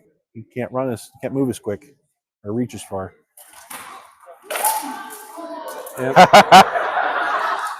Making sure of his quarry. Robert winning the first of 3 passes.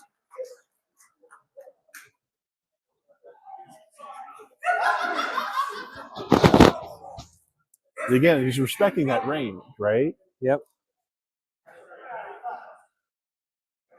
Nakitor taking some deep breaths there. I mean, they're both fighting to stay in the tournament. Yeah, they're both wanting to win. This is definitely an opportunity for both.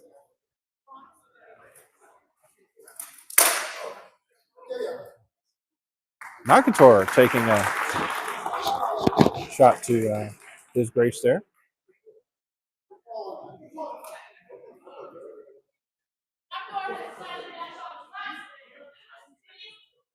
So Nakitor says it was not on the edge, but on the flat of the sword, and did not accept the shot. So the fight will continue. So Robert just 1-0 in this set.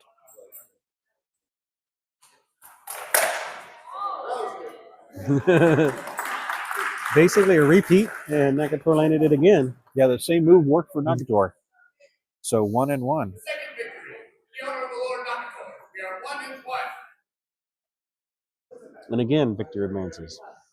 Yes, winner stays. This is one of the reasons we don't have the rest of the tree just yet.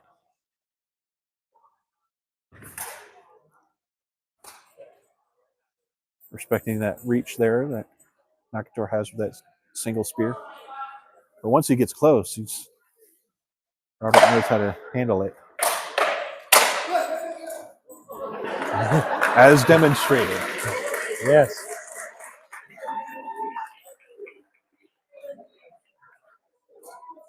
Third victory and advancement to Robert Magnus for Duchess Age Magnus. So Robert wins and advances. So now that they know who's in the upper bracket and lower bracket. You are ready. The honor of the Lord Balthazar de Lumiere de Lay, son of the Red, for Baroness Elizabeth Avalon. Fighting. The honor of the Lord Eric Revelson for Lady Alicia Dio. Army. Sir Roger Warwick for Mistress Constance Warwick of Windermere. Fighting. Sir Emmerich Blackpool for the honor of the Lady Sophia Alterstar. That is all the cards I have for them.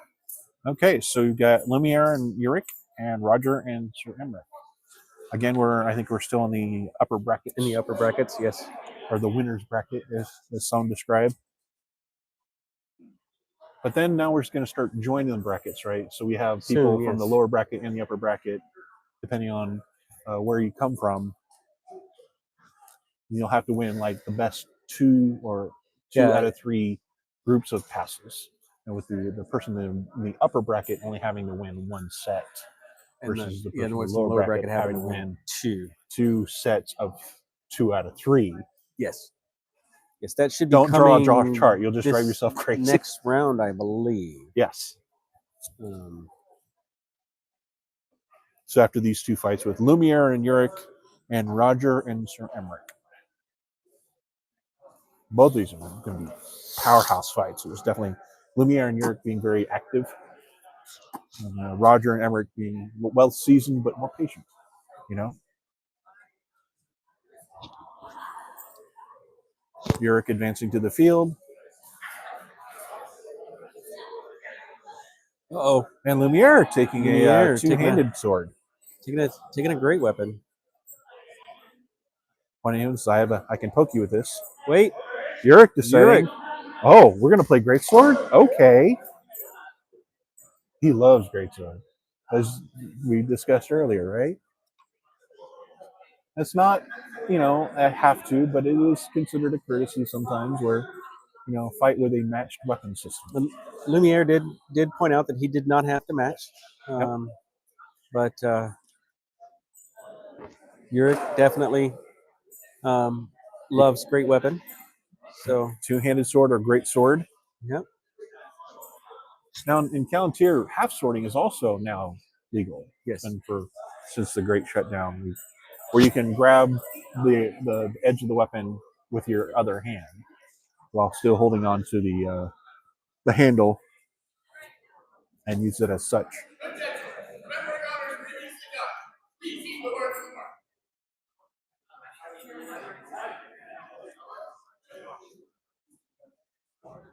Okay, Marshall's back up. There would be 6-foot weapon swinging.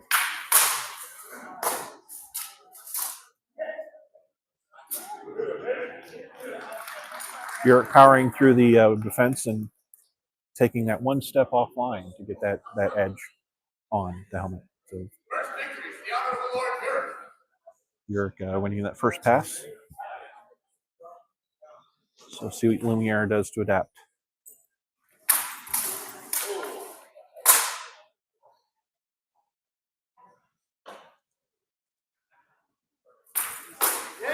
Oh. Lumiere with a concerned about getting close to Yurik's neck. So making sure everything's okay. Just faster than Yurik that time. Both are very equally matched with this weapon system. Yeah, exactly. And they get closer, you get into what they call a bind, where the weapons are touching, and now they're kind of jostling for position. But Lumiere going for range now. So using more of a swinging type of weapon.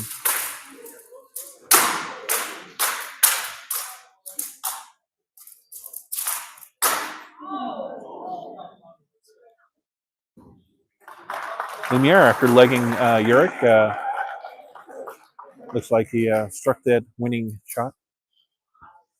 Or some discussion here. Third victory and advancement to the honor of the Lord Balthazar Lumiere de Blaise, son of the Red, for Baroness Elizabeth Gabalandu. All right, Lumiere wins and advances. Our next fight in earnest is Roger and Sir Emmerich. I keep saying Sir Emmerich. There's a Lord Emmerich. I forgot to see that. I just want to make sure that there's no. Roger Warwick, for Mistress Constance Warwick of Windermere. Viking, Sir Emmerich Blackpool, for the honor of the Lady Wilhelmina Aldercott. Army, Salvini, Lord Vlad Carlson, for Lady Lilith Whitrose. Person, Duke Robert Magnus, for Duchess Paige Magnet. That is all I have this time. So we got Roger Emmerich, and up next, Vlad and Robert Magnus. That will be the lower bracket starting up.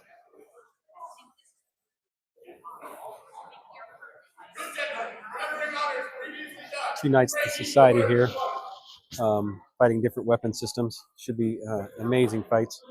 Absolutely. Both know what they're doing with it. This is their preferred weapon systems, it looks like. This is in earnest.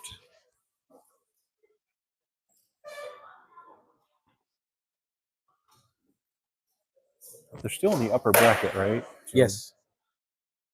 So, win, lose, or draw, they still have one more.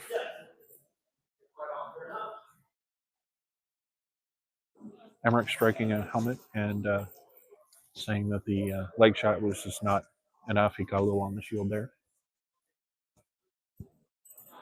So Emmerich with win number 1.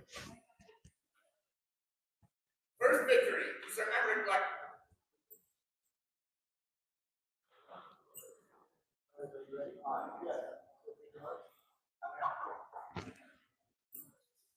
Robert not as bouncy this time.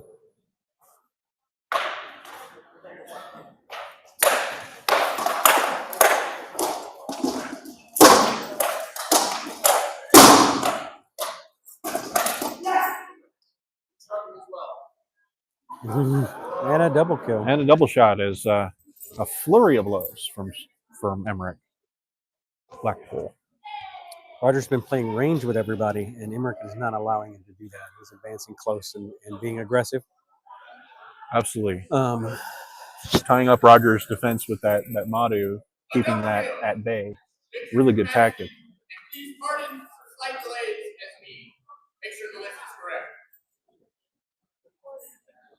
So a little bit of a thing is Emmerich's Aventail is getting stuck in his bar grill.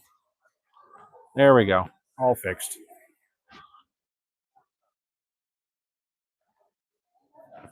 Not a huge safety issue. It's just kind of stuck there. It doesn't look right. Probably not comfortable either, I bet.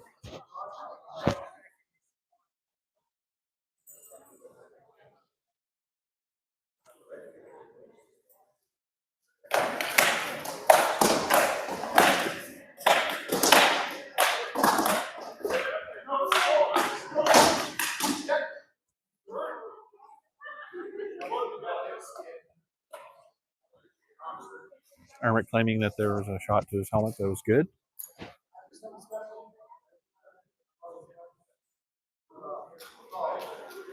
So no good after chatting.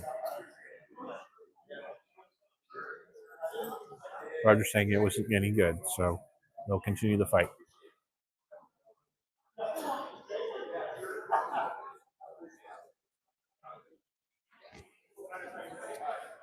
Again, both these nights showing how communication and honor are both important on the field.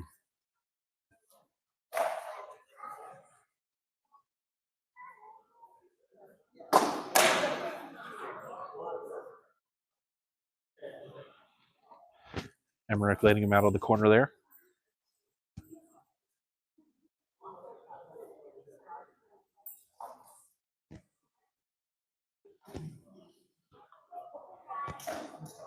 Looks like Roger's more planting his feet in the exchanges there and allowing Emmerich to close in.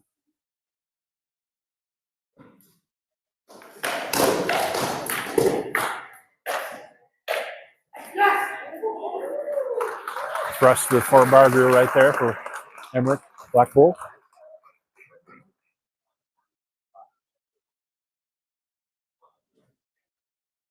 Victory and advancement to Sir Emmerich Blackpool for the Honorable Lady Wolfina Halter's daughter. Now to the field. Duke Robert Magnus for Duchess Maine Magnus. Versus the Honorable Lord Burrick Randolph for Lady Alicia Neal. Looks like a little change there. Instead of Vlad, Robert is fighting Uric. Uric beat. No, Vlad beat Sir Uric. Roger Warwick for Mistress Constance Warwick of Windermere. Versus Lord Vlad Morrison for Lady Lilith Whitbrook. That is all I have at this time. Okay. So Robert Magnus. York? His Lordship Uric. No, you look at or Uriker as written, but it's Uric. It's York.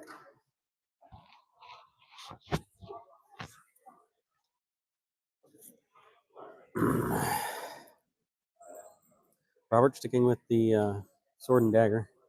It has done him well.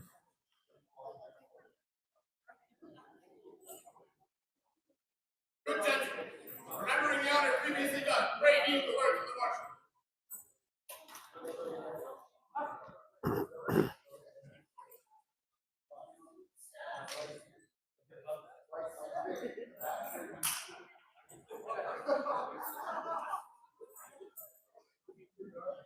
A little bit of discussion and before we begin.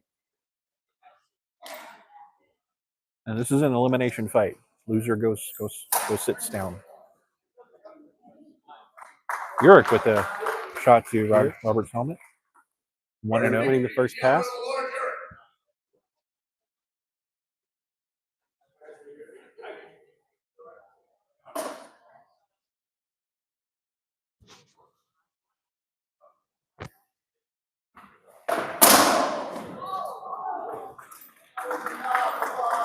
Uric with the skilled body shot there. As Robert takes a tumble, but he's fine. Winner advances to Uric. The Honorable Lord Burrick Randolph for Lady Alicia Neal. All right, so who do we have next? Looks like Vlad is getting kitted up. And I missed who he was. To the field, Sir Roger Warwick for Mistress Constance Warwick of Windermere. So Sir Roger. Lord Vlad Carlson for Lady Lilith Whitebrook. That is the last fight before the semifinal. So winner of this goes on to the semifinals. With, Vlad versus Sir Roger Warwick. Now, think about Roger Warwick. They had their heraldry redone in the February letters of acceptance and returns. Is that it was a device change to per saltire gules and ermine on a saltire sable, a rose argent barb and seated proper. So And that that was is what he is wearing today. that is his current heraldry now. It's a yeah. small change from his previous device, which was released.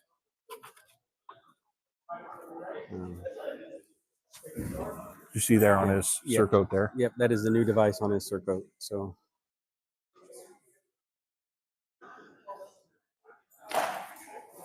oh, snipe there's right that to the precision heart of, again. Victory in the first round. so quick.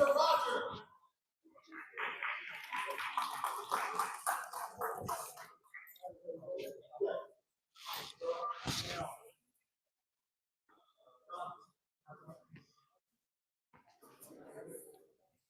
Vlad kind of cheating that shield across, learning from that first pass.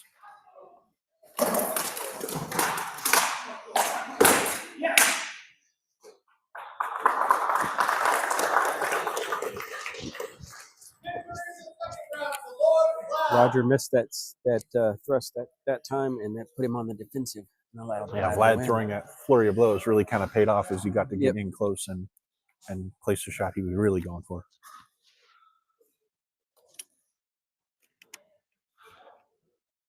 Vlad respecting that Madu, definitely. Lesson learned from the first pass.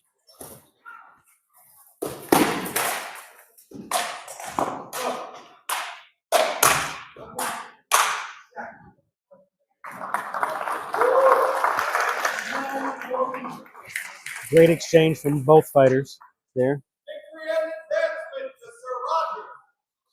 So Roger wins and advances. Before the semifinals from word of their majesty. So a quick break so that Sir Roger can have a moment there after very active exchanges with Vlad.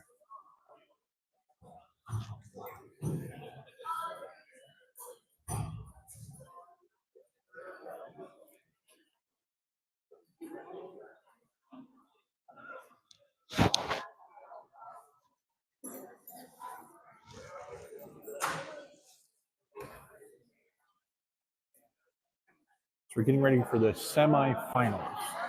Yes. So now we're going to be merging the winners and the lower brackets. So the winners will be still best 2 out of 3, but it'll be possibly up to 3 sets. So you'll have 3 passes. One from the lower bracket and one from the upper bracket. And the lower bracket has already lost one in this double elimination tournament. So if they lose one more set of three, they would be out. But if they win that first set of 3, then the one from the upper bracket, that's their first loss, and so they have to do another set of 3. Right. So definitely the advantage of being in the upper bracket here is that you could take it easy in this first set. Take it easy in Crown Tournament. Listen to me. But you know what I'm talking about, right? And that's what I say about when I said when someone dropped to the lower bracket, that was the hard way, right? Because you get up here into the semifinals, and then now you have to win and then do it all over again. Yeah, the whole put up or shut up, right? Yeah. Where you pretty much have to win every set going forward. Where the upper or winner bracket has an opportunity to go, okay, I don't have to win the first set. Right. Obviously they're going to want to win the first set because obviously that, looking at that last set with Roger and Vlad, there was a lot of activity. That's tiring. You look at it and go, oh, I can do that. And it's like being in any sort of martial arts competitions, like a minute, holding that athletic pose, doing a very athletic thing, moving your full body and putting power and doing strategy. That's a lot of work mentally, physically. A cardiac fitness is really an asset to have. And there's a reason that boxing's only 2 minutes around, and then they have to go rest. Like this is no different. But we still have the best fights coming in this tournament. Yeah, we've had some really good exchanges, but yeah, you're right. We've got some really great passes coming. I'm curious of what the semifinals are going to be. We've got We'll have people from the upper bracket and lower bracket. So who do we still have in? We've got, gosh, I've lost track, honestly. I have lost track. I'm going to leave that to the list mistress.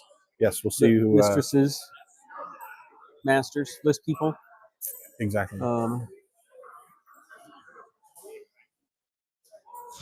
or if anybody who can hear this, if you can bring us a quick snapper of what the list table has, that would be much appreciated. We'll see the list table on the upper left corner of the screen there, to the stage right of Their Majesty's thrones. And again, we're watching Calontir's Crown Tournament of Spring 2025. yes, and we have a short pause right now before we start the semifinals. Lots of excellent fights so far. Much chivalry was shown in honor on the field.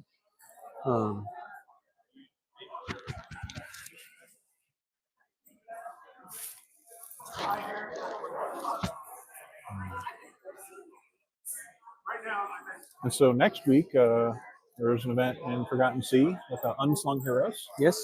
After that, Queen's Prize, the Arts and Sciences competition for those who do not have a grant level award for Arts and Sciences. And that is over in Spinning Winds, I That believe? is Spinning Winds, also known as the Little Apple, Manhattan, Kansas. And then after that is Valor. Valor. Down in Batavia. Yep. And then Lilies. So a full calendar coming up and lots of work to be done. Lots of work to be done for Lilies. We do have a lot planned for Lilies. We are always looking for volunteers. LiliesWar.org. You can sign up to volunteer or to teach a class. We need marshals. We need heralds. We need people teaching classes.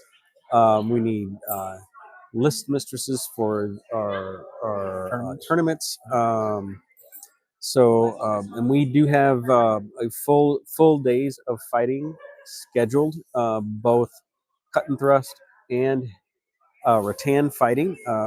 We're going to do one discipline will do melees in the morning, and the other one, while the other one is doing tournaments, and then they'll flip flop in the afternoon. And then whoever is got the melees in the afternoon will have the melees the next morning. We have 5 melee days already scheduled. Mm-hmm.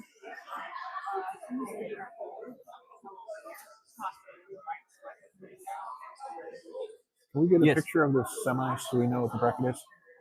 We get the picture of the bracket for the semis. I don't have a phone. You? Or hey, thanks. So we got an inside person to get us the bracket for the semifinals. Yep. Thank you to the Kingdom Armored Marshal Allison. Forgotten to see. Well, also Lily's War has archery all week. Including the 100 arrow shoot. I don't know if you're familiar with that. It's been going for 25 plus years. Mr. Celeste Beijing has run it for 20 plus years, and now Galen McNamara is now taking on the mantle of that activity, and it's kind of fun. It's a random 20-ish yard where you have all week to get 100 arrows down on that range to 5 separate targets. You do 5 rounds. You do 5 arrows per round, and you groups in 25. So 5 rounds of 25, and then do that 4 times. So you can start your 25. You can do it all in one day, or you could do 25 at a time and come back other days if you get tired. Right. And then on Saturday morning, they'll do the finals. Pretty prestigious for the archery community. It's a lot of fun too. And then, of course, the barbecue competition is coming back. It will be on Wednesday night this year of Lilies. Oh, really? Yes, and we are not only are we doing the best barbecue. We are opening up a second category this year for the best ribs. Nice. So we're looking for the best ribs in the land and see if we can't win that. Helias, excuse me, is heading It's the new. It's Calontir okay. team this year. I headed it last year, it being my brainchild, but running Lilies and trying to run the barbecue team is a lot. So I've passed that off to Helias, and I am on the team. So it's not like he's stealing it from me. Thank you. All right. So thank you to Allison. We've got the semis. We have Roger and Lumiere. Roger being from the lower bracket has to win twice, and Uric faces Emmerich, and Uric must win twice. Not just like the best 2 out of 3. It's the best 2 sets out of possible 3 sets of 2 out of 3. So they'll do 2 out of 3. If Yorick wins those 2 out of 3, or Roger wins those 2 out of 3 in his round, then they have to fight another set of 2 out of 3. Right. So that's where semis get very interesting, and that 2 out of 3 passes. And this late in the tournament, everyone is tired. Absolutely. This is where your cardio conditioning and your breathing and your stretching and really staying warm.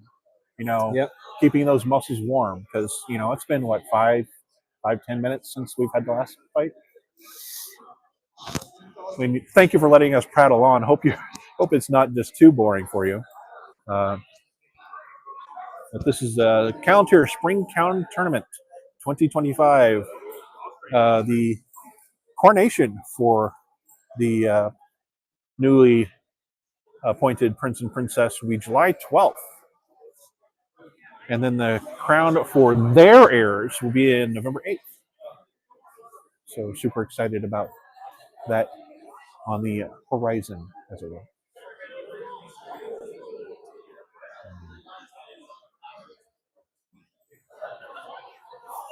One of the things about the logistics of step winning crown is that you can hand out awards, right? Yes. But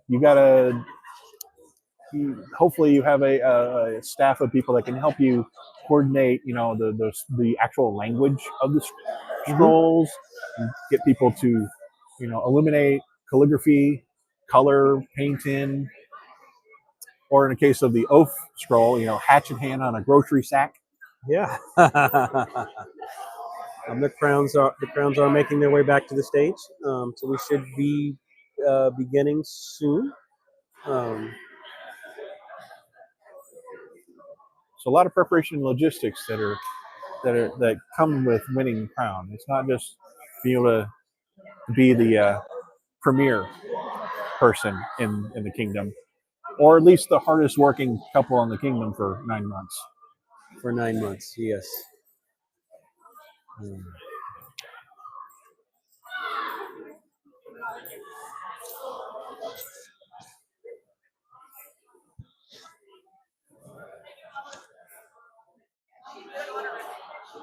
As they're attended to by the retainer and herald. So has to win twice every Yes. Yep. Right. Yep. So I was reminded of the conventions of the semifinals and how it will work.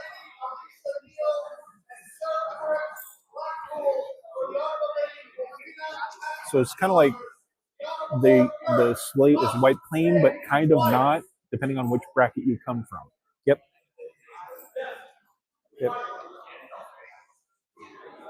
But all these fights are in earnest. This is for advancement into Crown Tournament Finals.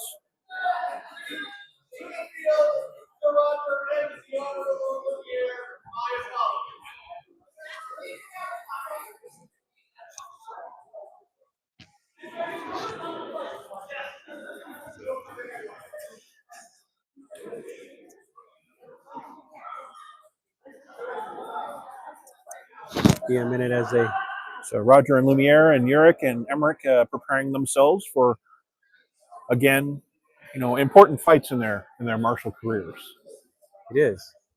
Let's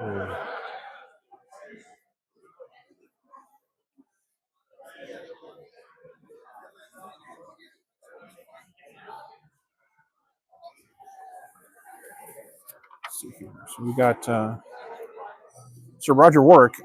He's actually a former landed baron in the Outlands from Yeah. 2006. Can you believe it?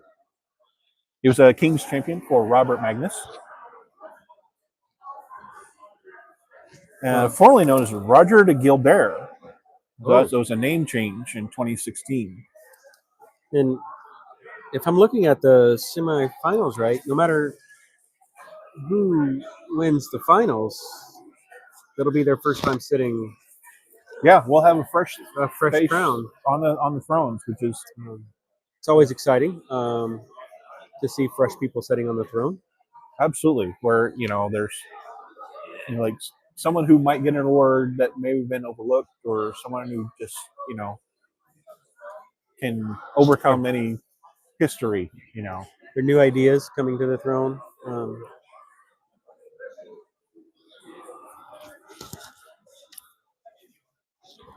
Let's see here.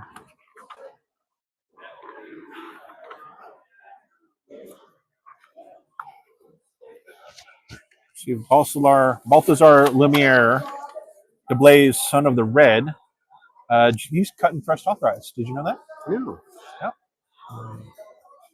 Yeah. He was given an Aaron Hearth, or the Huskarl, which is the Grand Level Arms Award for armored fighting for excellence in the field. Haven't seen him much do two weapon, but he's got sword and a small shield today. Please do honor to the crown of Calontir. So full honors now. Do honor to the one who inspires you this day.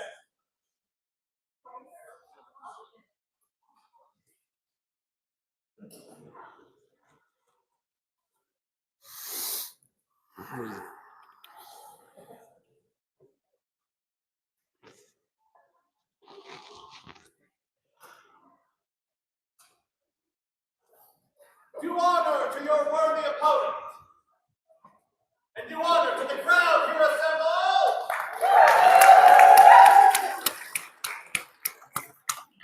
So the best of three sets. Roger must win 2 sets out of 3.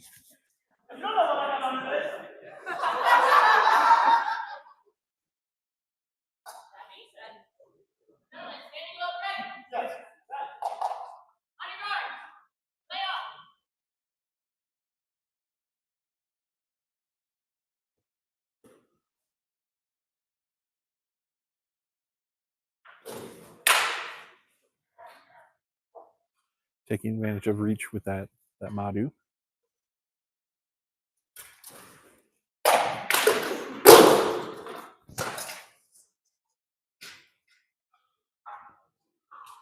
Taking a moment, making sure his opponent is ready to continue the fight. So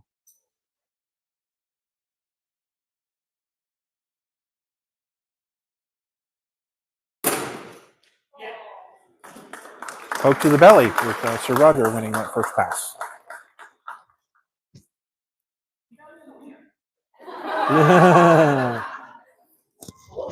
Taking advantage of Lumiere's smaller shield there.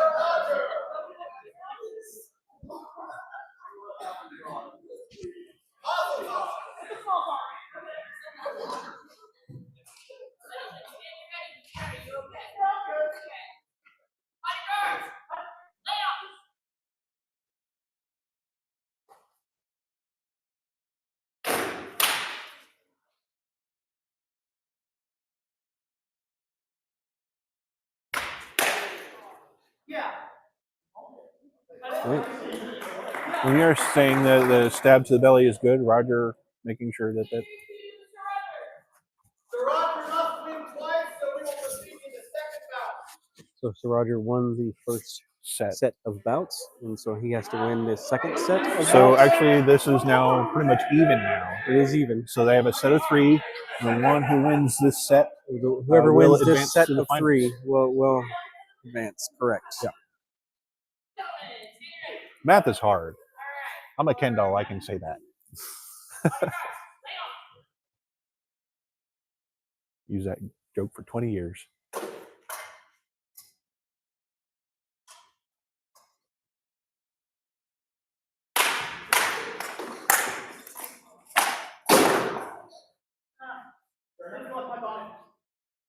Lumiere throwing the wraps and Roger boxing out, and not enough on the torso.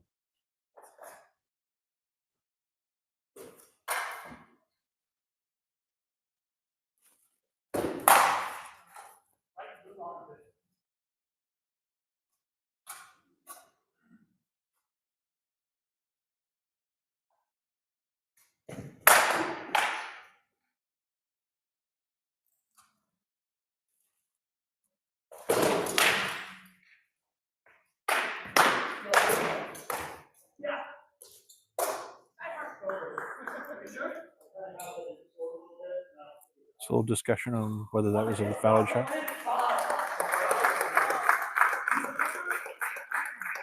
Lumiere wants to take it, and so Roger said, says "Please it's don't." light.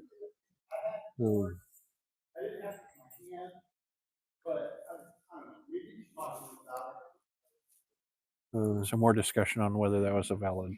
Yeah, shot. Roger's worried that he had his sword, Lumiere's sword, bound up, and so was unfair, and shouldn't have been swinging that shot. Okay. Hang on. So, what is decided is Roger thinks he can have the score, but he should not have. So we're gonna keep going. So Roger's insisting that he bound Lumiere's sword when he attacked. Yes. And so Roger's insisting that he not accept the blow and the fight continue.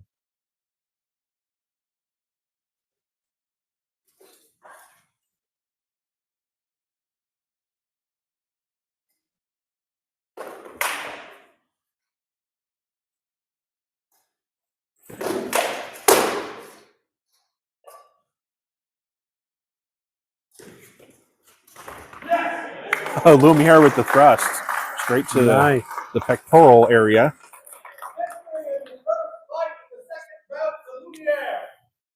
So Lumiere 1-0.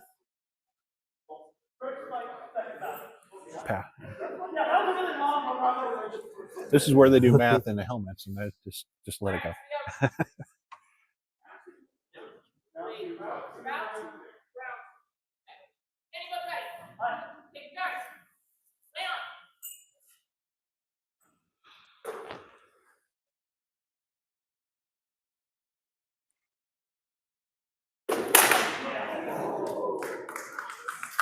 Swift onside flat snap straight to the helmet.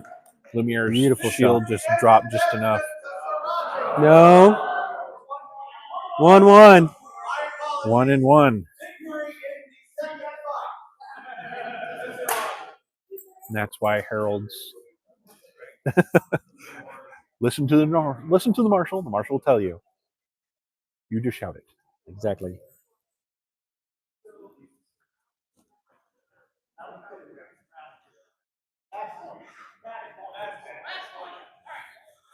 So winner of this set, winner of this pass will advance advance to the finals.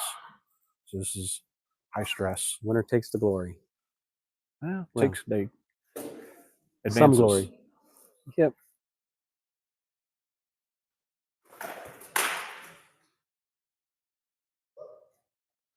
Lumiere getting creative there, trying to get inside that.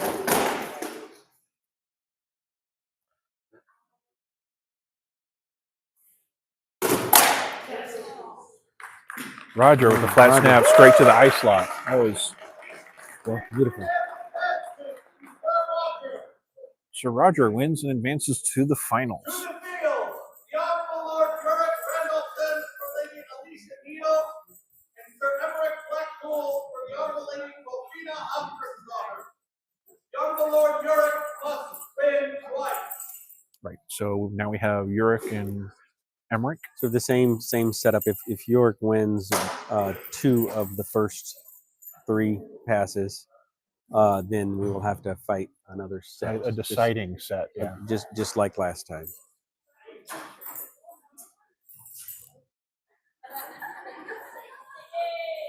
The consort's there in the consort designated area. Please do honor to the crown of Calontir. Doing full honors now.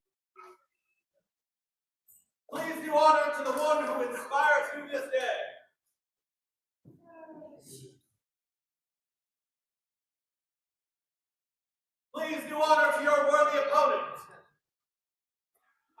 And please do honor to the populace here assembled.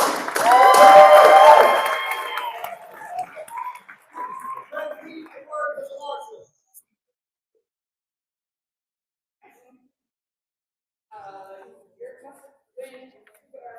I don't know if you heard this earlier, but Yurik, he likes salsa.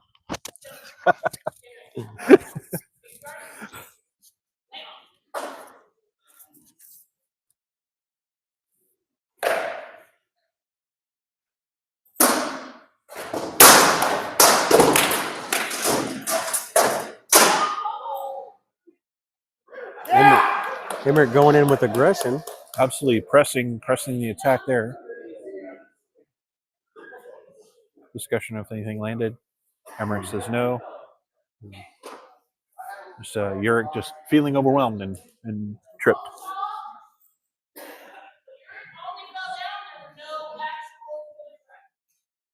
So no fight ending shots were landed. So we will continue the fight.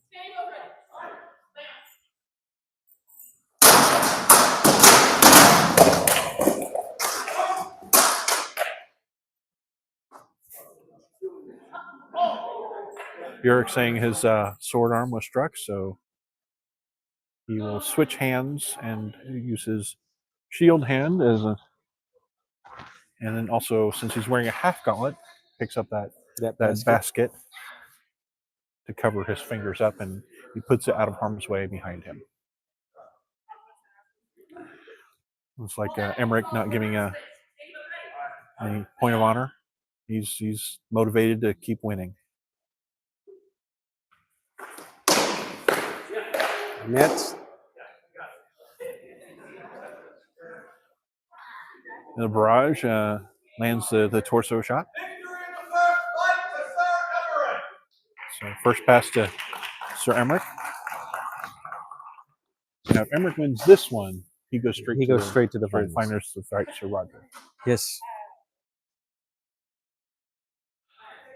So it's rally time for Yurik. For Yurik.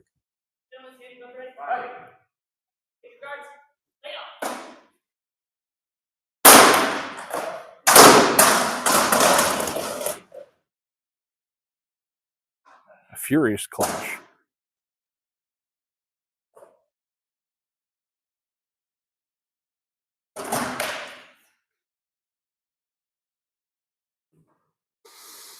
Emmerich trying to find the best way to approach.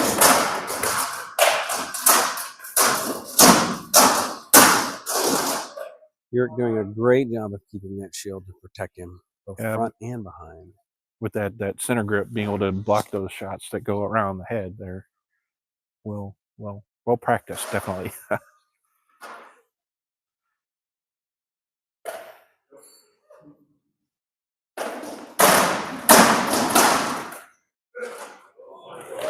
Yes. Emmerich with the right in the eye slot. So anything in the face, any positive force to the face. So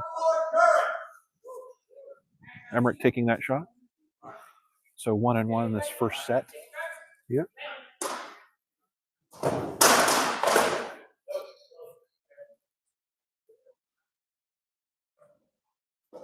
Each sizing, looking for that opportunity, looking for that hole.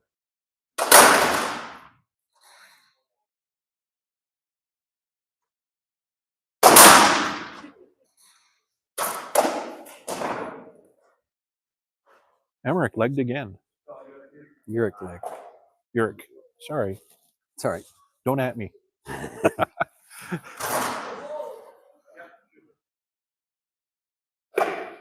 Yurik's definitely tired too.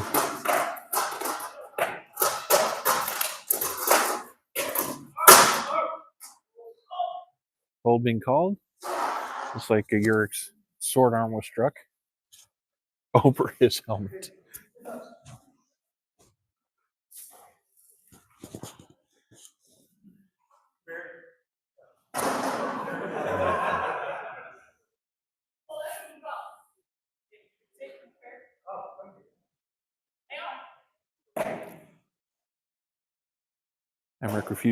Yurik refusing to yield.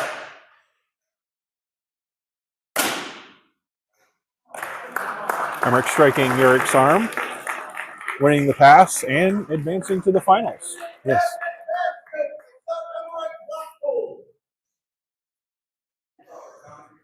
Valiant effort from Eric there.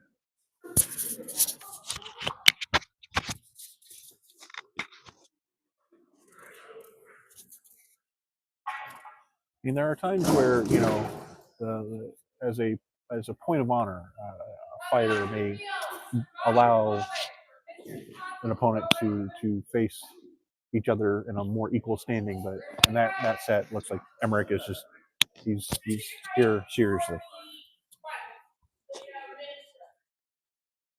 So they Give- got a quick break so the fighters can have just a little bit of rest.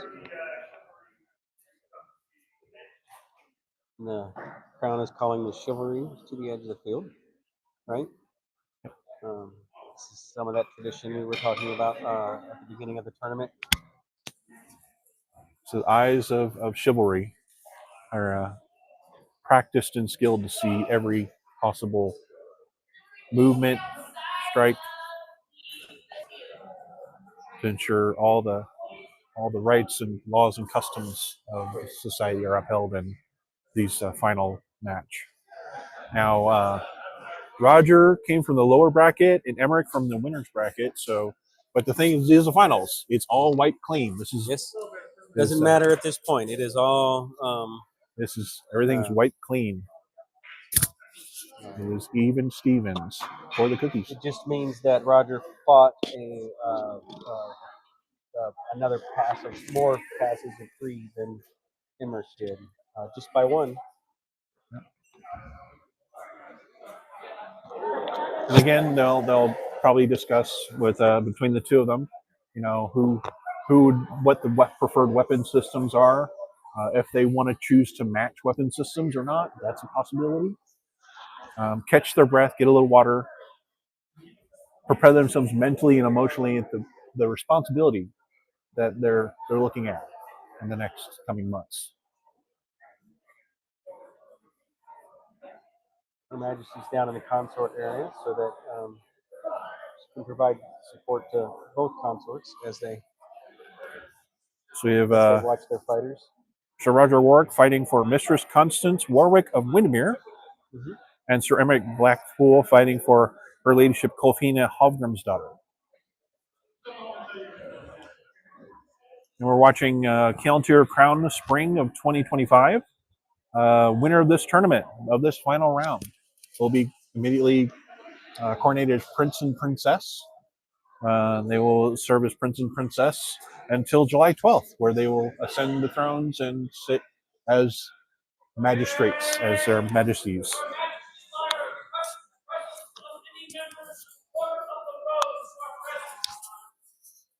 Lyra's calling the rose over.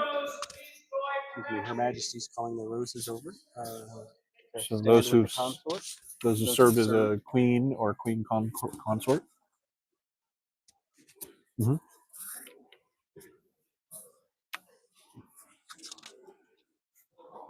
And His Majesty also taking a hand in marshalling this final round with the Kingdom Earl Marshal.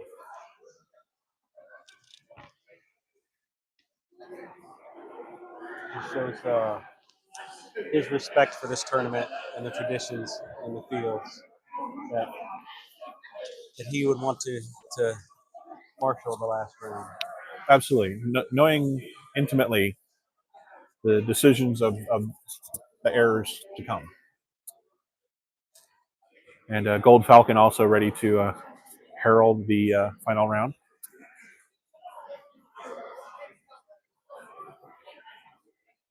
Recently got Callan Cross. She did. As you did. So again, congratulations. Thank you. For all the service you've done and service that we know that you will be offering in the near and distant future. I have a busy year planned still, although thought I would be slowing down a bit this year, and I have a problem with the helium hand. But boy, I sure understand that. This landed baronage, it's a 12-month job, and until you But looking forward to what I'm calling retirement from the landed baronage gig. I hope you enjoy your retirement. It would be well deserved. You guys worked really, really hard for the 5 years. Yes, 5 years. 5+ years. Yeah, Um, we were invested at the coronation of Lucian Tamar in January of 2020. um, Baronage is a thankless job, I think. I appreciate the praise. It's been really a joy. We've got some great officers and volunteers in the barony, and in addition to having skilled artisans, fighters, archers, really kind of grown, and I'm very proud of that. I'm glad we were able to foster and encourage that, and also a lot of new people, which is really encouraging. Yes. And Helios has been coming down and helping us with youth activities, which is Yes, I recently got my background check cleared to start working with youth, and I'm looking at hopefully at Lily's, if not sooner, getting both my youth marshal and my youth sparring. So, and I encourage any fighter to do that. So the youth are our future, so if we need to be supporting them. And so if you only have one youth in your area, then they don't have anybody to fight. So if you can be a sparring marshal and fight youth, then that youth will have somebody to fight in you. they'll have a reason to They'll have attend a and reason to participate. attend and participate. And families are important. Yeah. So definitely the future is bright with the growth of youth activities over the past year or two, which is definitely encouraging. So we have again we've got Roger Warwick against Emmerich Blackpool. So Roger, his blazon is kind of a long one. So prepare argent, a palm tree, 3 coops, sable, 2 roses. I think we just lost our. Test 1, 2. No, we still have audio, but it looks like video. We might have lost video. A while ago, I told them that the battery on that phone was like going quickly, so I don't know if it's just. We switch cameras to like this one and just change it to this one. Let's turn it. Is that a opportunity there? Hang on, we need to get Allison. Where did Allison go? Hang on. Good. All right, we'll leave me here. Yep. So we get ready for the final round. We're working on the video, so hang tight. Looks like the battery on the camera appears to have exhausted itself. As we ready for the final round between Sir Roger Warwick and Sir Emmerich Blackpool, as they're armed and armored, both carrying a sword and shield. Emmerich Blackpool with a center grip kind of oval, mostly circular. Sir Roger Warwick in a kind of a scutcheon-shaped center grip, a little smaller than you would expect. About 24 inches wide, about 30 inches top to bottom. The handle down the middle with a center boss and his heraldry in there. Roger tapping his knee cop with his weapon, ready to go.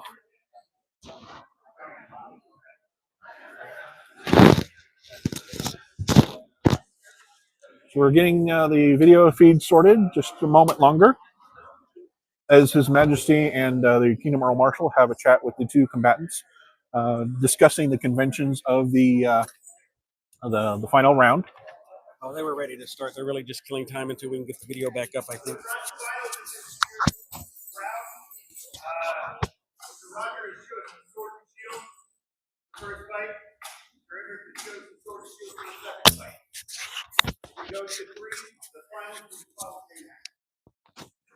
Okay, so according to His Majesty, they'll fight 2 sets of weapon and shield for the first 2 sets. Sir Roger Warwick for Mystery Constance for Royal Lemonade. All right. So they're proceeding. We don't have video yet.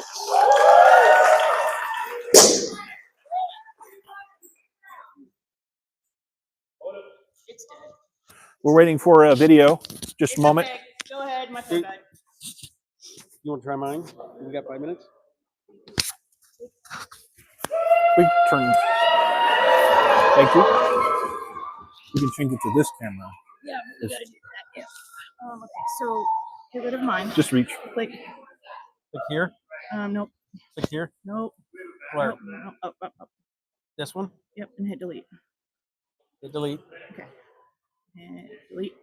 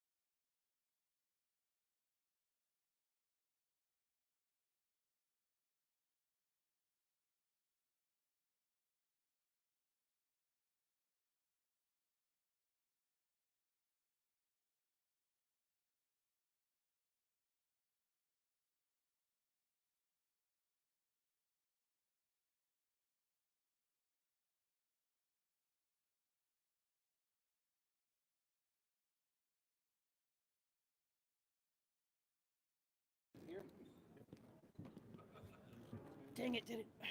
Is it working? There you go. My bad, guys. I'm so sorry. Yeah, I got it.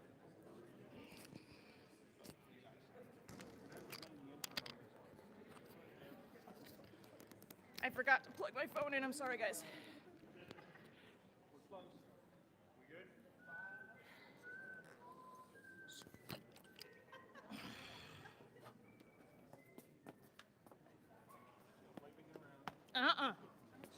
I'm giving everybody on the live stream a problem. Sorry. It's too close and I don't know how to make it go back. You can go. I'll figure it out.